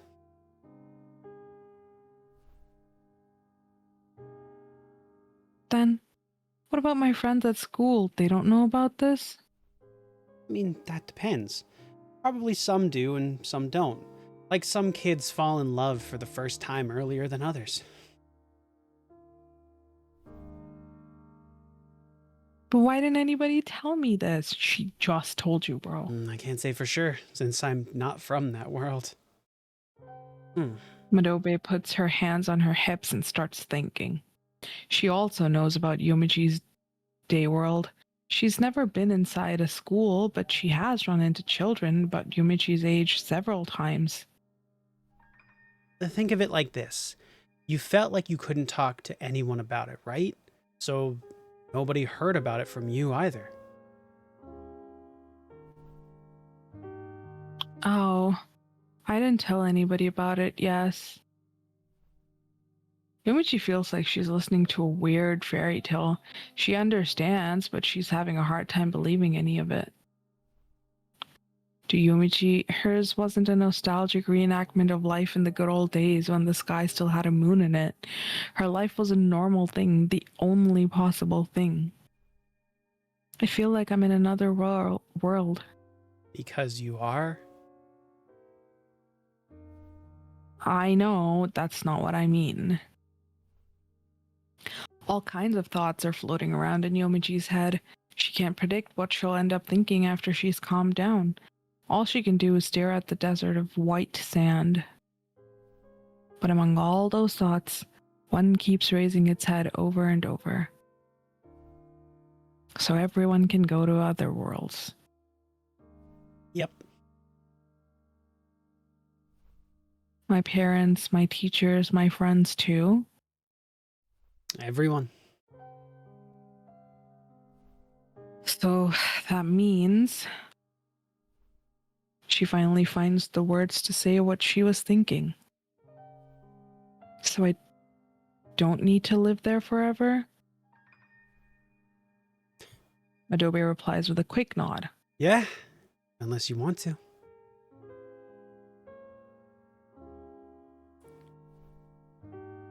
Yumichi feels something on her face. They're slow, calm tears. They feel like somebody else's. They're warm. She feels relieved and anxious at the same time, happy and sad. She clenches the sleeves of her shirt. As her vision blurs behind her tears, she thinks back to the many worlds she's visited so far. Hey, go visit all of them. Oh no. Aww. Aw, god damn it. I have to read now. Uh-oh. You got this, baby. Yomichi doesn't know whether Madobe saw her tears. Oh, she did. She speaks like a parent talking to a child who can't understand a very simple concept. Nobody lives in just one world, except for when they're really young. People live in many worlds. They live in them? Yes, they do.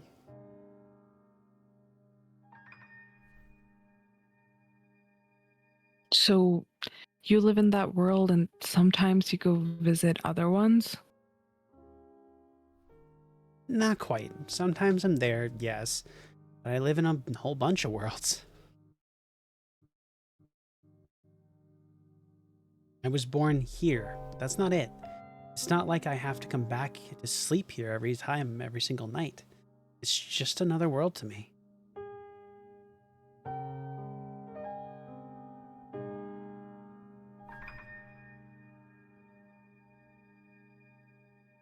I see. Wait, if that's the case though, why can she not control like when she goes and when she returns though then? When she goes, where she goes, and when she returns. Just now learned how to flex a muscle, do you think you'd be able to flex it consciously immediately? I guess. It's but something she's been doing it for a while. No, it's something she's been impromptu doing for a while. She's never really consciously enacted it. She's stopped it. She kind of understands the rules of how to stop doing it, but it's just because she's not supposed to be doing that. Like her world kind of had the rule implied of like, people don't do that. So like she, thought like, oh, it's a delusion. I just need to wake up, blah, blah, blah, and create it like a dream. And then it's gone. But she never had throughout the entirety of this game anyways, she's never had the initial thought of like, I'm going to this place. She just closes her eyes and ends up in another place and is like, fuck it, all right. It's like a subconscious thing. So I think now that she knows it's a conscious thing she can do, she'll practice it and get better at it. But as it stands, she didn't know. She thought she was just like bouncing in her dreams. For you, your world is the one you've spent the most time in.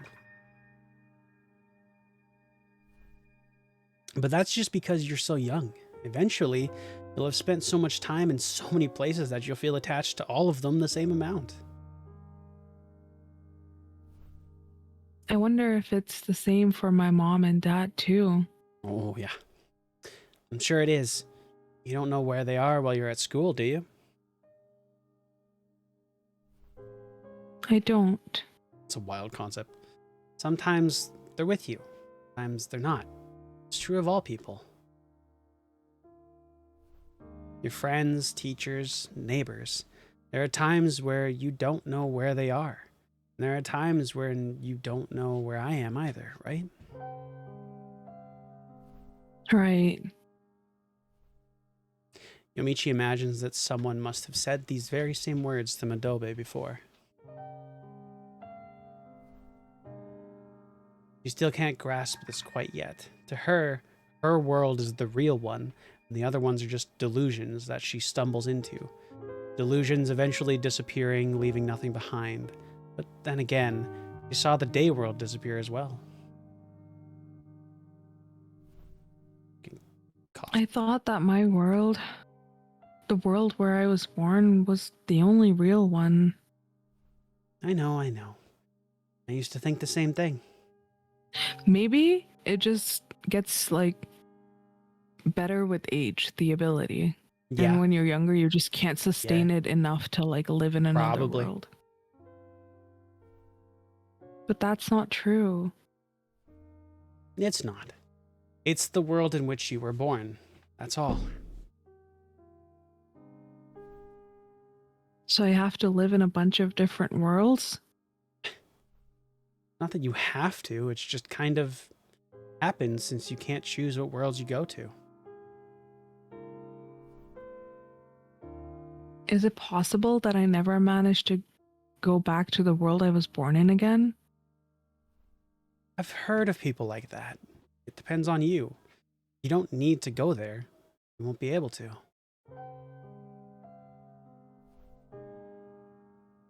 Even though I'm not the one choosing where I go? They changed up how it works, Bubbies. Call It's me just subconscious. random. Yeah, you didn't choose to come here, but you wanted to see me, right?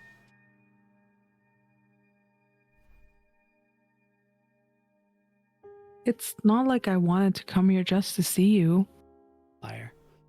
So you like the place? This empty desert? I do. So that's why you came.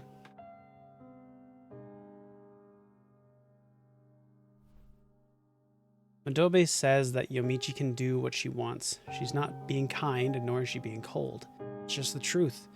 Yomichi is free to do what she wants. She can live in many different worlds.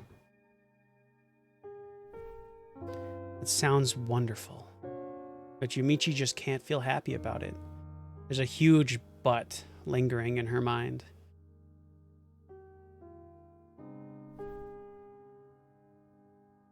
But is that okay?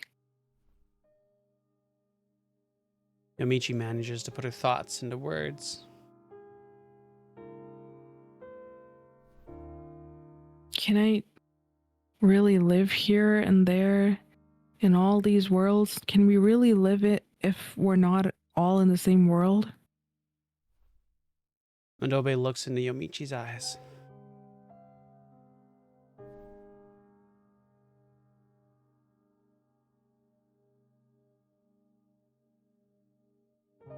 I think that's your line.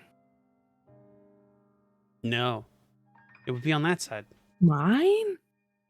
If we all live like that, then even if we're together, maybe the other person will go to another world right after that. Maybe they live in a completely different way and they think completely different things. By saying it out loud, Yomichi, is trying to come to terms with what she is thinking. To her, having just one world to live in is normal. People can live together because that is the norm for everyone. They can help each other and try to improve their world. Oh my goodness. What's up? I accidentally clicked something on OBS. Oh, God. Okay. I don't know how to put this, but shouldn't people all live together and help each other out?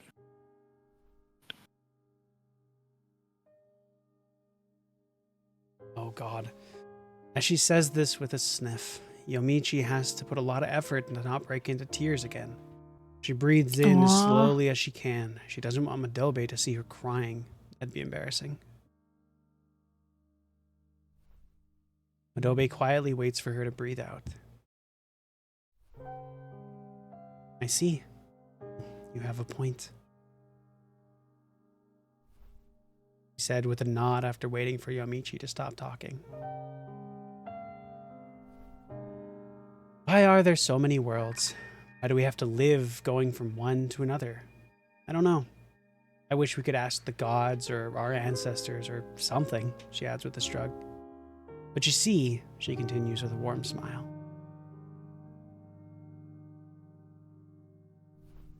Wouldn't it be hard to all live in the same world?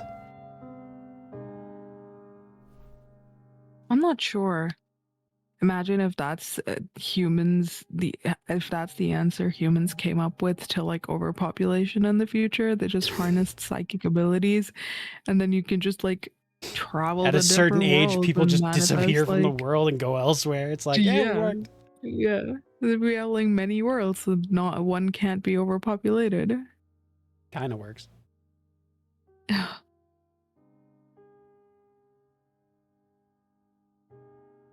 I'm not sure. That doesn't make a lot of sense to her. After all, that's what she had always assumed was true. Everyone has to live in the same place according to the same rules. Not much freedom, is there? Not that I think it's bad necessarily. But we couldn't do it, so we started living all spread out over many worlds. Probably.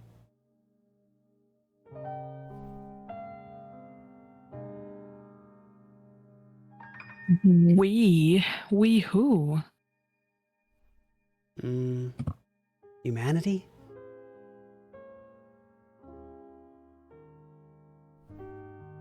This got really big really quickly.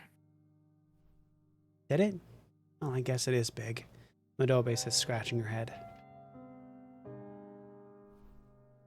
Let's make it smaller then. Just about you, she says with a teasing laugh. Rather than only having one world, aren't you happier being able to come here and see me?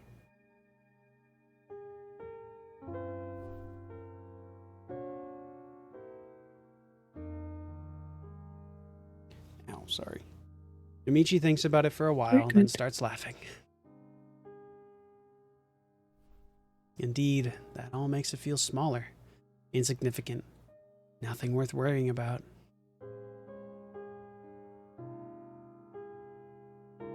Aww.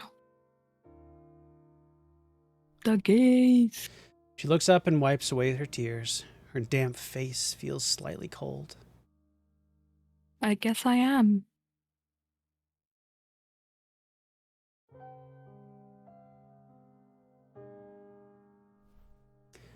Of course, it's not so insignificant. She still doesn't quite understand what living through many worlds means. She's not ready to think about whether it's a good thing or not. But she knows how hard it is to be forced to live in a single world. She hates to admit it, but she was often relieved when she reached other worlds. Maybe it's fine not to feel at home in the day world. Maybe it's fine to treasure your time in the other worlds. Aww. She looks at the countless lights far away. She's never been there, but she knows it's a city full of people. They live there, not just there.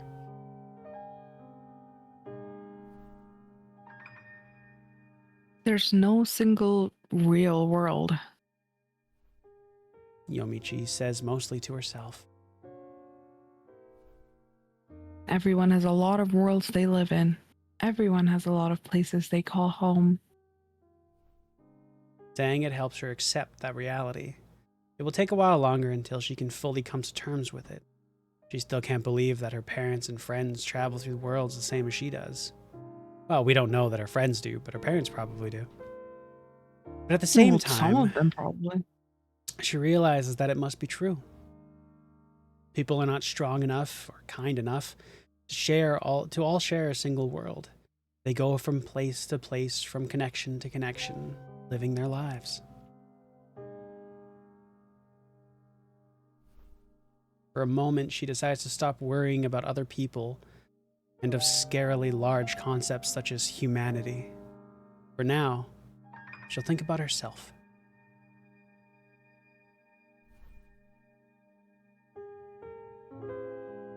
Can I come here again? Of course.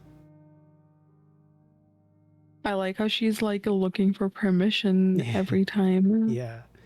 Midobi walks up to Yomichi and stands by her side.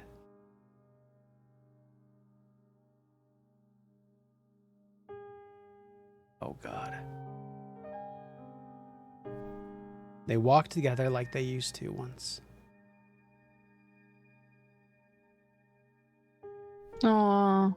Like they will always do when Yomichi comes back here, time and time again. Aww, that's a happy ending. Yomichi is excited about the future. Give her the box! The moon desert around her shows no sign of ending.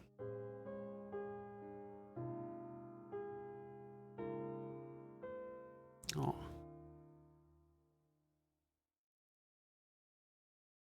Oh no, it's another video. Sad hot latte.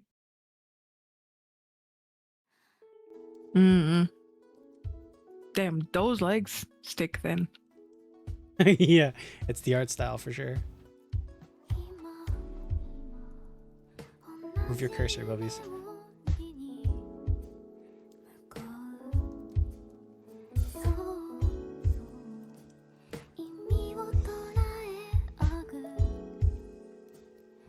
I love this art style. It's so like... It's so like not clean cut. Yeah. There we go.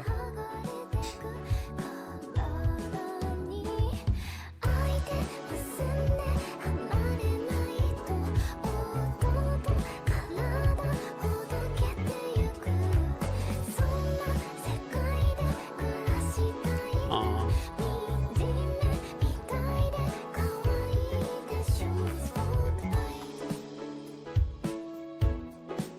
You do love a walking loop scene. I do.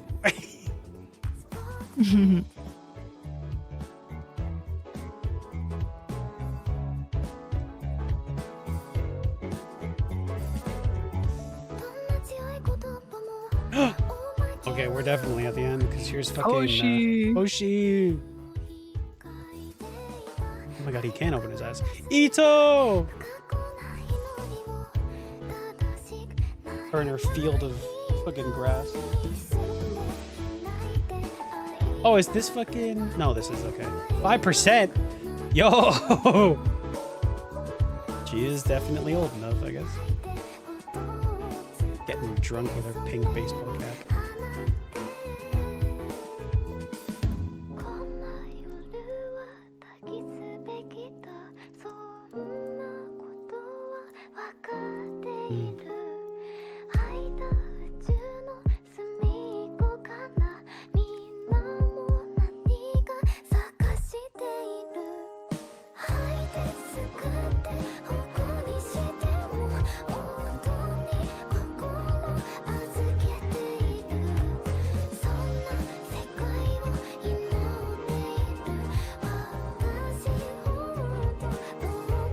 More walking loops.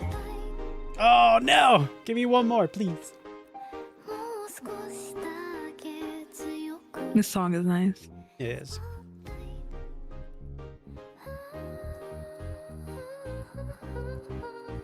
Hell yeah. I took screenshots to use for the thumbnail. Yippee! That was really good. That was really good. Mm-hmm. Oh, it's actually the end. Credits. Oh god, credits. It took us about an hour longer than otherwise, but I think that's just because we were kind of like doing shit. So yeah, Ben. Yeah. 10 out of 10. All of the good. music was done by Kazuya Morita, though. Yeah, it seemed to be Pretty fucking good. very, very good. I liked I it. really enjoyed it. Yeah. It's also good length. I feel like if we were kept going past that, like to like see really what happens to them, I don't think we need that. Yeah. So I'm glad it was kind of like kept short. Yeah. Is What do there you think, more? puppies? I don't I think so. liked it. 10.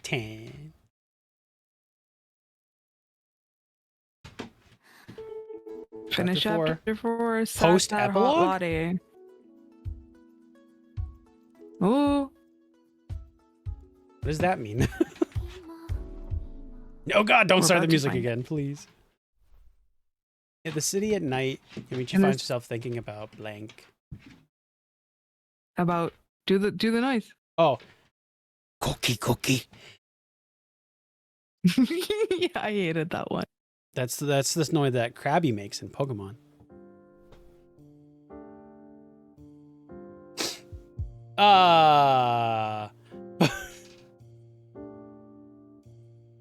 She's walking through the city at night. It's been a while now. When she closes her eyes, the noise grows distant and a flurry of thoughts fills her mind. The desert on the moon. Something. The prairie. And the insect replica boxes. Hey, did she ever give that to the... Probably. Eventually. Because they kept meeting. I guess. Try, you know what? I bet it's the insect replica boxes.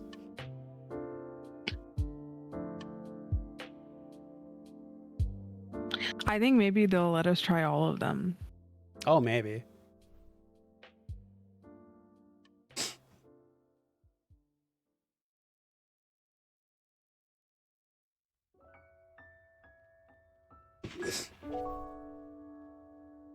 There only happened to be a few people on the train.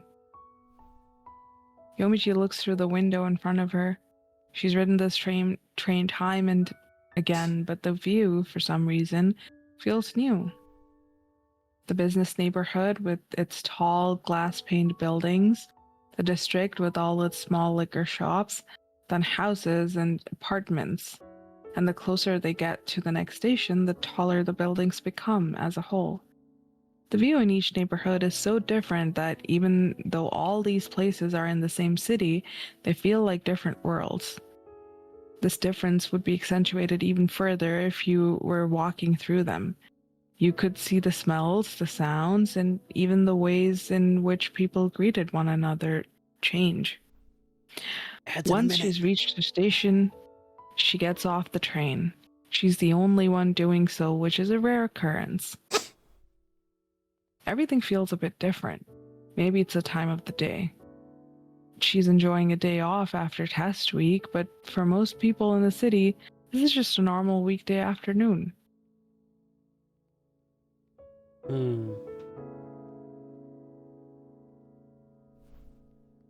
However, the same city as always was awaiting her past the ticket gates.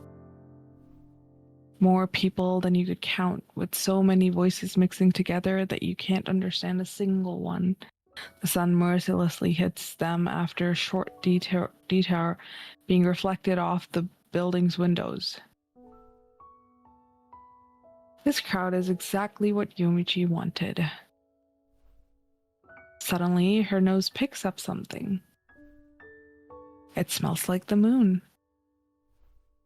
Lately, she's been able to predict what world she will go to next. Maybe predict is a bit of an overstatement, but she can take a decent guess based on what is around her and what she feels at the moment. And after her intuition suggests that she will, it doesn't take long for her to actually go to another world. Maybe what is around her and what she feels are conditions for her to be able to travel at all. Probably. Sounds like they are. To the moon. Yomichi goes around a corner and into an alley shaded by the neighboring buildings.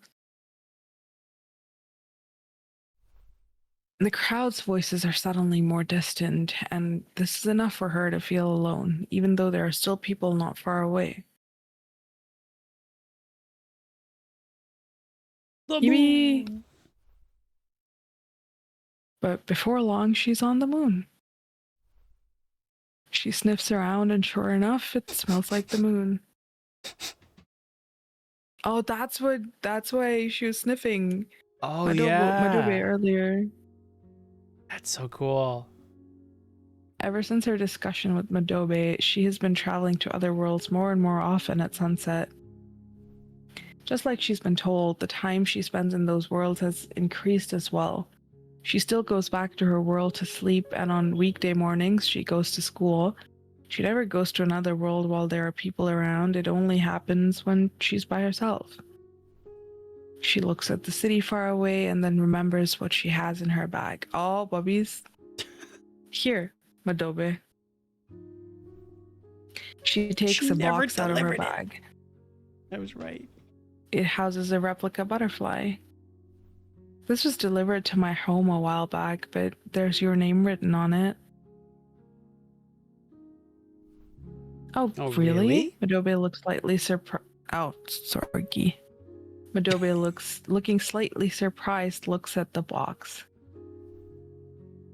Should I give this to you? That's right. I confirmed the receipt of one wooden box. She says with joking seriousness as Yomichi hands it to her. What is that anyway? I guess you could say it's something you're supposed to deliver. Am I going to get more of those? Probably. So should I just bring them to the person written on them? Yep. What if it's someone I don't know? I don't think that can happen. You'll probably only get ones that you can actually deliver. Yomichi mouths a vague noise showing she understands. Mhm. There's still so much he doesn't get, both about the Moon City and about the replica boxes. Even after Madobe told her about the truth of world traveling, she still hasn't spoken to it with her parents or friends. She can't be certain that her classmates travel through worlds the same way she does. I wonder how people first started traveling through worlds. That is her biggest question in all this. Traveling through worlds goes against all common sense in her world. After all, Madobe told her that people couldn't always do it. Yeah. Madobe says, looking at the sky. I think this is the answer. She looks at the box that Yomichi has just given to her. Then she carefully opens the lid. The wind hits the butterfly's wings, making them flutter, or at least this is what it looks like. But there's no wind here. The wings flutter again, and then they keep flapping until the butterfly breaks free and flies out of the box. Finally free, the butterfly keeps dancing in the desert air. What even are these things?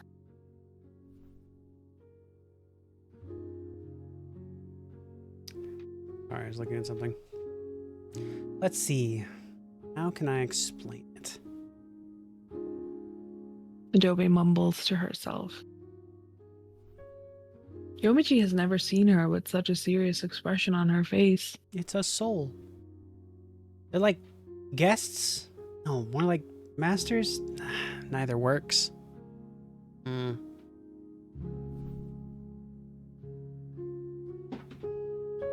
Alien butterflies?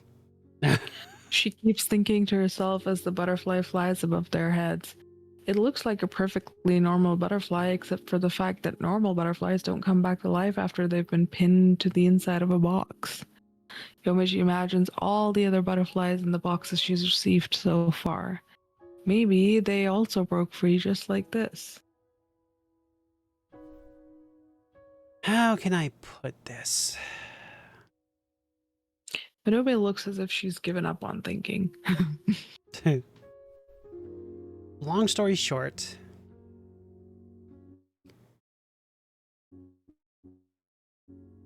they're aliens. I wrote the game. You know? You wrote the game. Bubbies was right. Aliens. Yomichi can't even laugh at this. This whole game surmounted to the one thing of the butterflies are aliens. Minobe explains that a long time ago, all people lived in a single world. They'd wake up in the same world, work in the same world, and sleep in the same world. That was normal for them, and they had no other option. But a single world was too small for all of them, and this eventually led to trouble. Oh my god, I wrote the game. They didn't they didn't have enough space to build houses anymore. That Yomichi too, asks. yeah, but not just that. Midobe replies.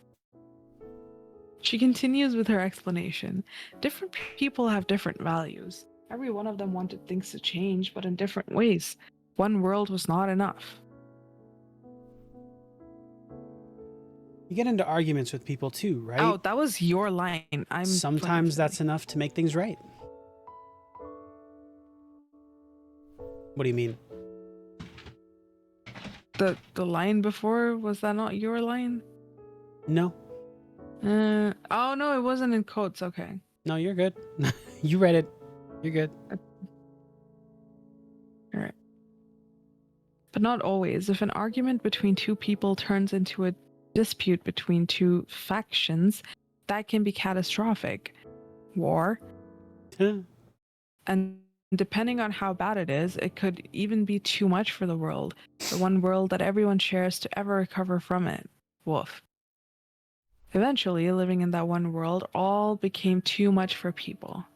Of course, they ran out of space, but more importantly, they ran out of confidence. More and more of them started accepting that the end loomed ever closer, exacerbating the problem. Oh? And then out of nowhere, these butterflies arrived. Oh, Sorgi. Adobe looks up at the one flying over them. Can the alien butterflies communicate with us? Probably not.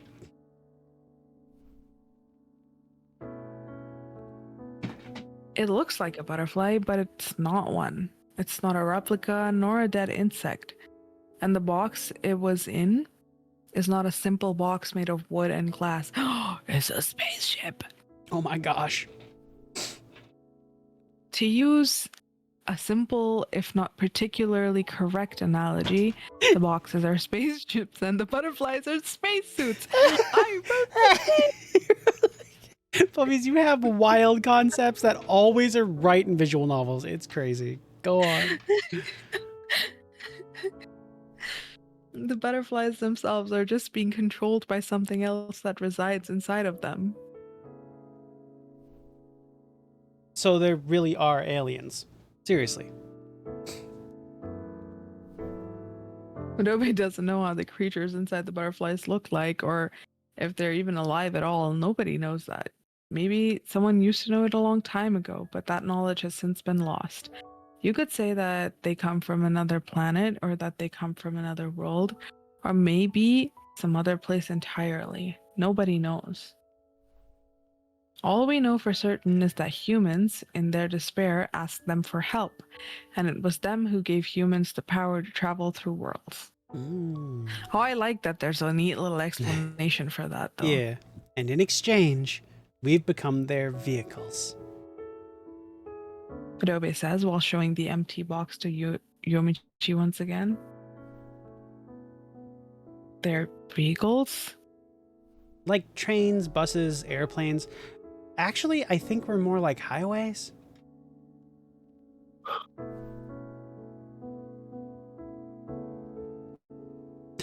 You And mean my we're Bubby's just yawning. roads? Yeah. They know how to travel through worlds, but they can't do it on their own. We didn't know how to do it, but we had what it took to actually do it. Imagination.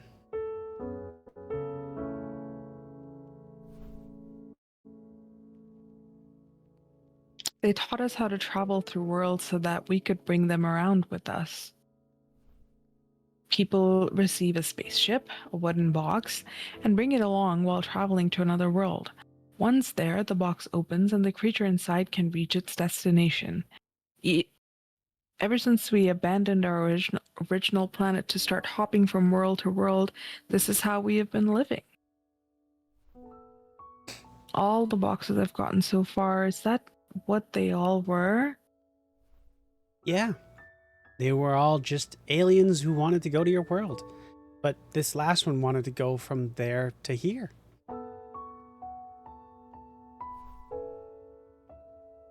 How do people know where they want to go? They're just there's a thing written on the bottom of the box that says, "Hey, take it here." No, but who writes that? Obviously, the butterfly aliens can't. The butterfly aliens might impart some sort of knowledge to, like, I don't know, a Yeah, person writing the considering they things. did teach us yeah. But yeah, Nobody they knows probably why do the that. aliens want to travel through worlds that much. It could be part of their mission, it could be to do business, or they could just be sightseeing. Let's go. Moreover, this doesn't really matter to people. They're just vehicles who are supposed to carry the aliens from point A to point B. Hmm. All right. How is nobody questioning this though? And that's why we're all spread out throughout worlds right now. Adobe gives the empty box back to Yomichi, who carefully examines it. No matter how many times she looks at it, it's just a box. This story, is it real? The butterfly flying over them looks like nothing more than a butterfly too. Yes, I swear. Well, I mean, I'm not sure. It's just what I've been told. It's a legend of sorts. So it could all be a lie. That's possible. Madobe nods, but then makes a different point. But looking at the world you were born in... But looking at Oh, the it's world you your were line. born in makes me pretty sure it's true. Why? It definitely looks like you people are trying to make life look like it was before, when everyone lived in one world. You know about the moon, but you don't have a moon, right?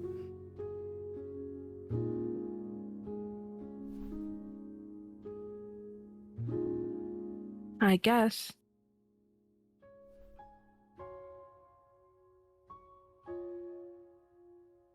Yumichi thinks about what she knows about the world. After talking with you, I started thinking that maybe the mountains and the sea were the same too.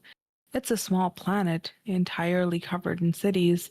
You leave a city and you're already in the next one. There's no sea, no mountains. Yeah, I was thinking about that earlier too.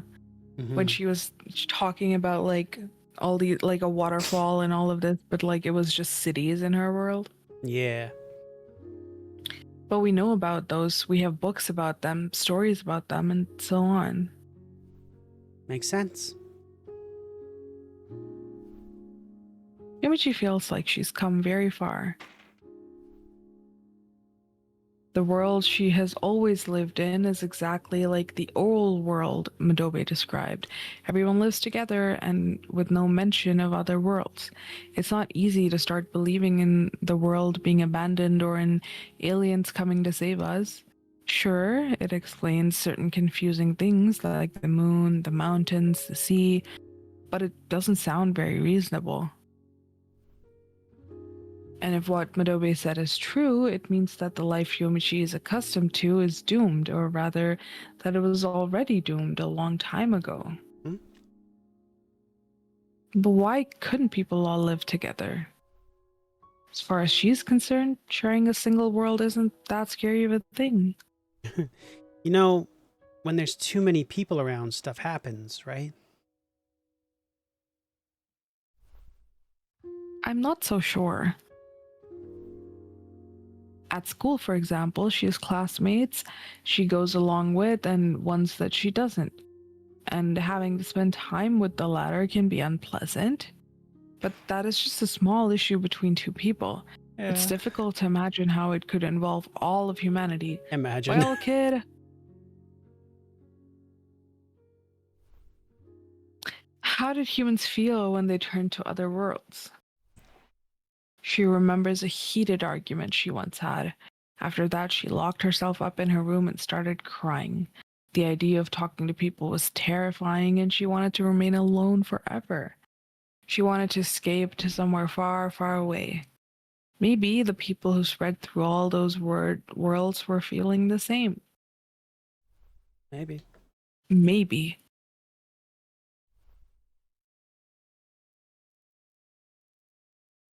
I think that's you still. But, she says, looking back up, even if we're divided into this many worlds, we're not all alone. The butterfly seems to have flown away. I met you. I met other people. I'm living while meeting all of you. Mm-hmm. She looks around and there's no sign of the butterfly anymore. You're right. Madobe says while looking at the sky. It's a huge black sky. It makes you feel all alone in the huge black cosmos. But you're not. I don't mind it then. Yumichi looks at Madobe's profile. She tries thinking back to the first time the two of them met. She can't remember. Their meeting was too much of a normal, unsurprising thing to be memorable. Even if we have all these worlds, it'd be lonely if I had to live all by myself. At this point, Yomichi's mumbling to herself more than she's talking. But Madobe heard her, and with a smile, she casually says, You're right.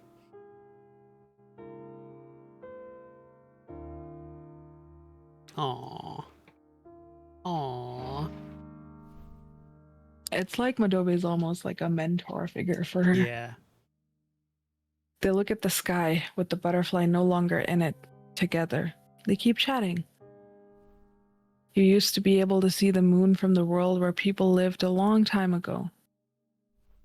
That means that from the moon, you can see that world as well.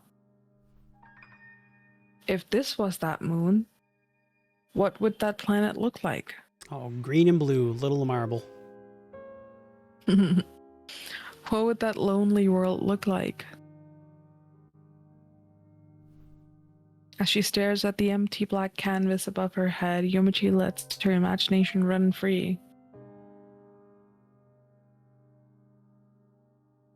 Uh-oh, you're I about like to... that the story Yamichi's is about to go to Earth. told from...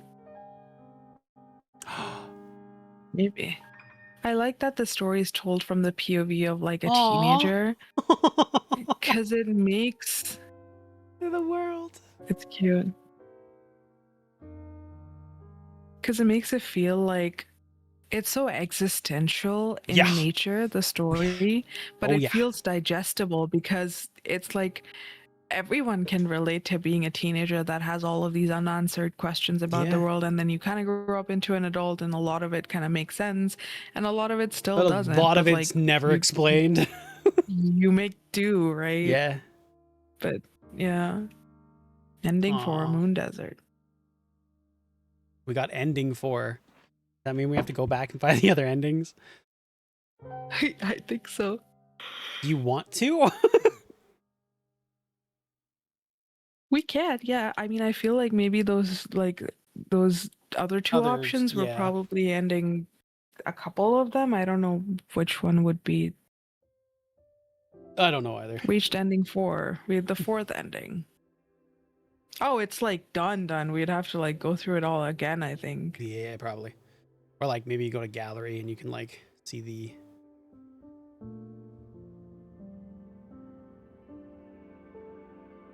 God damn. The fucking first chapter was really long. Look at that, at 1-7. Not even joking. That's like that is the end of episode chapter 1. No wonder it felt so much longer Yeah. than the other 3 chapters, because the other ones were like 1-2 done. Roll all This the way is to one the of end, my buggies. favorite ones, I think. I fucking 2-3 was Yeah, such a 2-3, good that's fucking it. ending. I love that chapter end. It was so nice. 3-2 is pretty. Also, the like city street full of people. I really enjoy that too. Yeah. This one.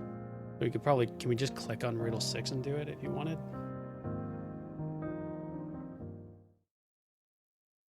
I'll go with yes. Yep. Yes. But it is up to you, bubbies. We have been going for Let's try 4 it. hours. I mean, I don't think there's a whole lot left.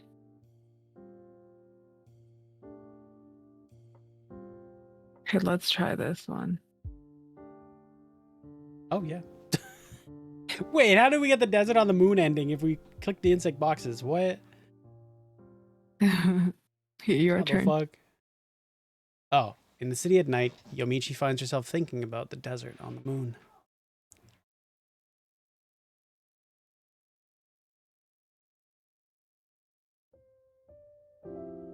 Oh. What?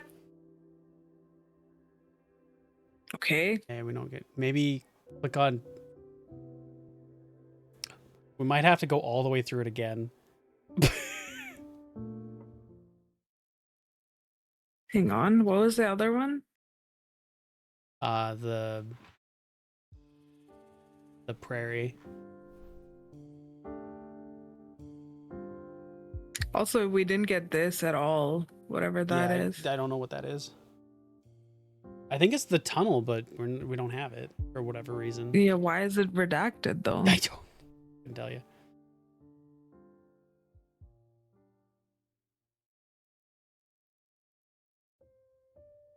Yep. Yeah, we might have You gotta go to. all the way through. Can you just look at the still shots? Oh, that's the only. Got it. That's so good. It's hang on. fucking Hang beautiful. on. Wait. All right, I'm saving that. Maybe that'll be the thumbnail. Who knows?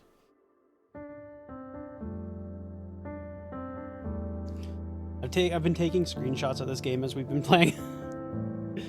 Mm-hmm.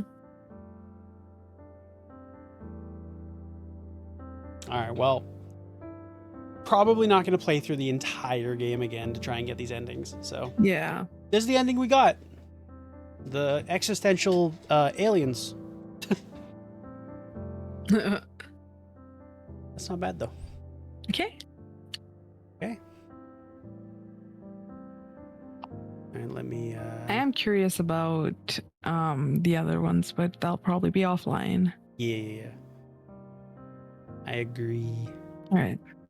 Chatting screen. Let me. Yeah.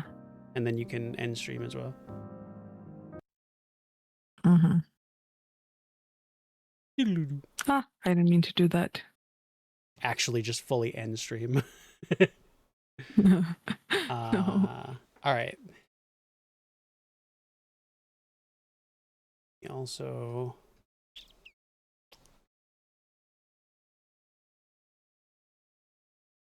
There we go.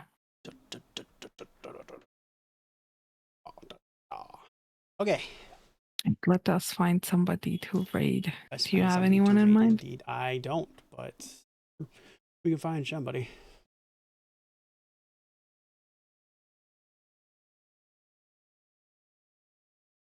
All right.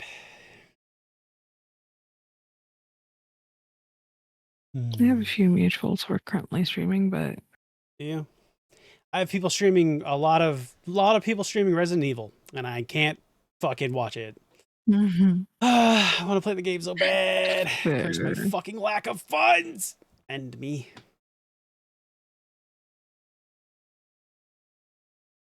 All right, I don't know that I have that many people on. Got you. Yeah, so many people are playing Resident Evil, yeah.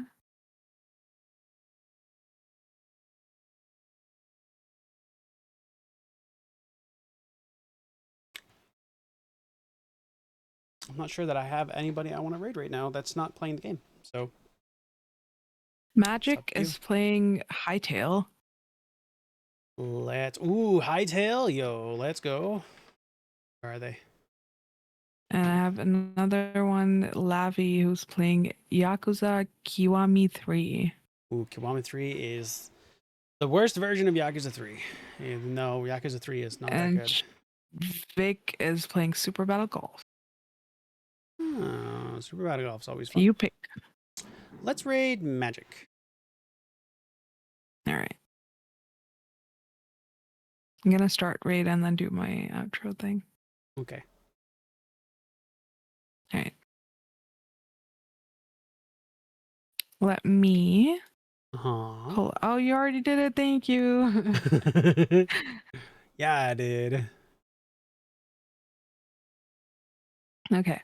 Well, all of my links are in chat. There's my raid message, throne, coffee, Vision if you want to commission art or writing from me, and there's our Discord, which has recently gone through a purge. So if you find yourself not in it anymore, it's because you did not react to the announcement. If you do want to rejoin and you missed the announcement, you can just let us know. Yeah. You can rejoin it through the link or just do the thing.